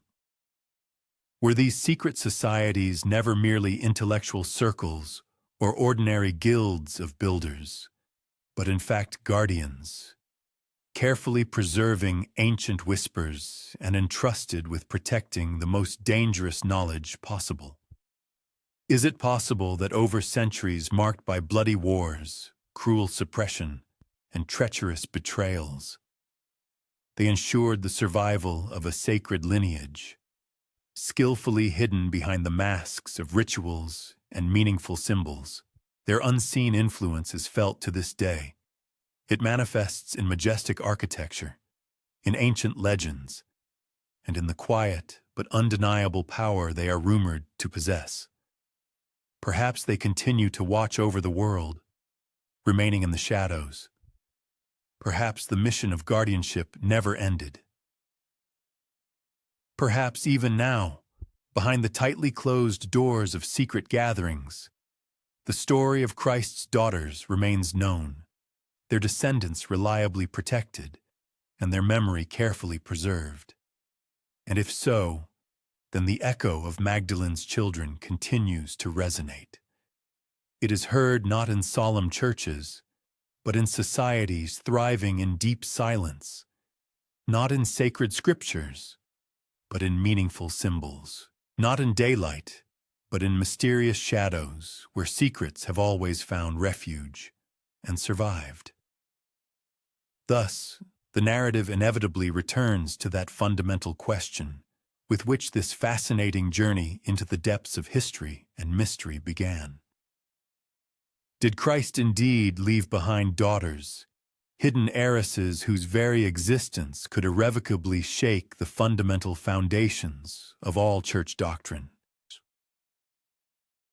From the sun-drenched shores of Provence to the majestic ruins of Montségur, from enigmatic symbols skillfully carved in ancient stone to the deeply buried secrets in the carefully guarded vaults of the Vatican, from the meticulously studied genealogies of noble European houses to the barely discernible whispers in secret societies, everywhere an elusive yet persistent trace can be found. Each of these threads, however fragile it may seem on its own, ultimately weaves into a single complex tapestry that convincingly points to the existence of a real memory, not just a simple myth. This story proves too persistent, too widespread, and too deeply rooted to be easily dismissed as mere fiction. The official church deliberately silenced Magdalene, distorting her image from a revered teacher into a repentant sinner. The Inquisition ruthlessly burned those who dared to honor her name.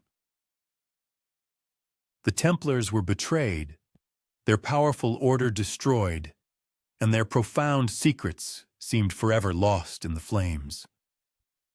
And yet, despite all this, the ancient whisper continues to stubbornly persist. The quiet murmur of sisters, the faint whisper of those who might have been heirs. It was an echo of a lineage meticulously erased from official chronicles, yet never entirely vanished from the world itself. Perhaps the greatest proof of all lies precisely in the persistent, insistent silence. For if there was nothing to hide, then why such colossal efforts to destroy traces? Whence came such fury, such all-consuming fire, such centuries of unprecedented suppression? The inquirer involuntarily wonders, why do the symbols of roses and cups, of twins and secret unions, reappear again and again in art, architecture, and folk tradition throughout Europe, like some tireless ghost of the past? Could it be that the true Grail never represented a cup, but rather a womb?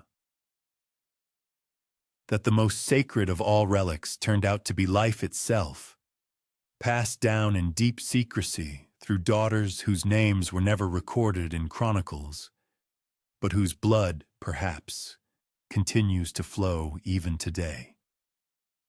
Certainly, one cannot know for sure. History has buried too much under its layers, and the guardians of this age-old silence acted with extreme caution. However, perhaps absolute certainty was never meant to be granted. Perhaps the mystery itself is the legacy, a faint whisper that urges us to listen deeper, to question familiar stories, and to wonder what lies beneath their surface. For in the end, the concept of Christ's daughters may be less about genealogy than about memory, less about blood than about boundless possibility. They represent a symbol of all that was concealed, a testimony to what was so greatly feared, and a silence that sometimes speaks far louder than any words. And so as night falls and the world descends into silence, one is invited to sit with this mystery. One can imagine the daughters, passing through history unseen, their presence carried like a secret flame, from century to century. One should honor this whisper. For even if the truth remains elusive, the story has endured, an unbroken thread, weaving its way through centuries of silence. Perhaps this thread is still unraveling. Perhaps it leads even now to the very present. And perhaps one day, when the world is fully ready, it will become visible in all its grandeur. Until then, the secret remains untold. The hidden daughters of Christ, forgotten by history, but never truly erased,